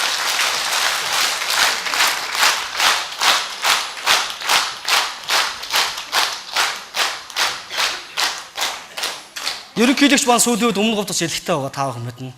Өмнөг аймаг 2018 онд Монгол данхуудаа үндснийхээ үйлдвэрүүдийн одоо дэмжсэн Монгол одоо бидэнтэй адилхан Монгол инженерүүдийн тийм ээ хөдөлмөр бүтээлийг үнэлж 8 ширхэг эко автобус, ногоон автобус, өвгийн автобус гэж өчнөө нэртэй болсон байна лээ. Ногоон автобус авсаа. Тэгээ энэнд бас Монгол улсын ерөнхийлөгч ачлбогдол өгж энэ арга хэмжээнд өөрийн биеэр орон нутгийн чанартай тэр тусмаа сумын чанартай бүтээн байгуулалт ажилд өөрөө хийж оролцсон. Тэгээ бид ерөнхийлөгчийг ирэх учраас энэ тэрэд одоо завгүй нэг авцахаас илүүтэйгээр төрийн одоо төв талбайдрыг хийсэн байгаа шүү тийм ээ. Ингээд бас манай одоо ажлуудыг бас энэ ерөнхийлөгч бас нэлээд дэмжиж ингэж явж байгаа. Тэгээд энэ ажил бас үр дүнтэй болсон. Хинтээ аймаг энэ жил Хинтээ аймгийн Чингис хаан гэж хот бай. Чингис хаан хот энэ жил 10 ширхэг ийм ногоон автобус авсан байлээ. Тэгээ энэ одоо бүтээн байгуулалт илүү тэлж байгаа. Бид нар монголчууд нэг нэгнээ дэмжих хэрэгтэй. Нэгнээсээ одоо бүтээн байгуулалт одоо хөдөлмөрийнх нь авах хэрэгтэй. Би одоо би бас чинь 7 дугаар огийн төлөөлөгч аймгийн иргэдэд уурлаа. Бас тойрогтой бас ахмадтай бас гарын бэлгэнд гардуулдаг.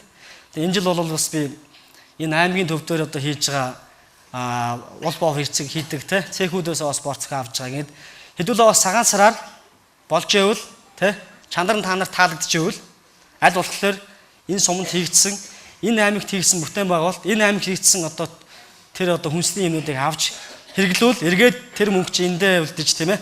Эргээд бид нар тэр эн чин татварчин ийм урсгалтай шүү дээ. Бид нар бидний цалин нэмэгдэх хэрэгтэй. Цалингараа би энэ дэлгүүрээс мөнгө юм аав. Энэ дэлгүүр мөнгөтэй болно. Энэ дэлгүүр мөнгөтэй болохоор яах нь вэ? Энэ дэлгүүрийн 10% нь татвар гэж аав. Тийм биз? Тэр татварыг бид нар төр дээр авчраад эмчийн цалин, багшийн цалин, замын мөнгө, камерын мөнгө хийж байгаа байхгүй та. Тэгэхээр эдлээ энэ орон нутгийн орлогыг нэмэгдүүлэхийн тулд бид орон нутгаасаа сумаасаа худалдаа авалт хийх юм шаардлага байнамаа. Тийм учраас цагаан сараар бүгдээрээ энэ сум орон нутгад хийж байгаа тэр олон хүний хөдөлмөрчд орсон уул боовыг тийм ээ энд хийж байгаа тэр одоо бусад өөр ямар бүтээгдэхүүн вэ те тэр одоо номгоны ирээсийг булганы помидорыг тийм үү одоо энэ манай махны цэгнүүд хийж байгаа одоо хяамнуудыг ч гэдэг юм уу авах юм бол энэ нутгаа дэмжсэн монголчуудаа дэмжсэн аймгаа дэмжсэн сумаа дэмжсэн сумынхаа төсвийн орол бодтой хувь нэмэр та оруулж байгаа юм том одоо ачлбогдолтой юм ажил шүү. Тэгээ энэний төлөө бас та хүний бас энэ цагаан сараар нутгаасаа юм бодож аваач гэж бас уриалж байгаа. Тэгээ өнөөдрийн арга хэмжээнд хүрэлцэн ирсэн та бүхэн маш их баярлалаа. 2019 он амжилт төлөө дүүрэн байгуулалтаа хүн болгоны эрүүл энх одоо бие лагсан тунгалаг байгуулалтгаа за тэгээ бидний сансан бодсон бүх ажил саадгүй бүтгэхэд бүх нийтэд оролцоо хэрэгтэй. Бид хичээж ажилланаа. Анхаарал тавьсан явуулт баярлалаа. Баярлалаа. Залмсдал сумын зас дарга бөгөөд хотын захирагч Түмэн настын Алтан сүх талархал дэвшүүлье.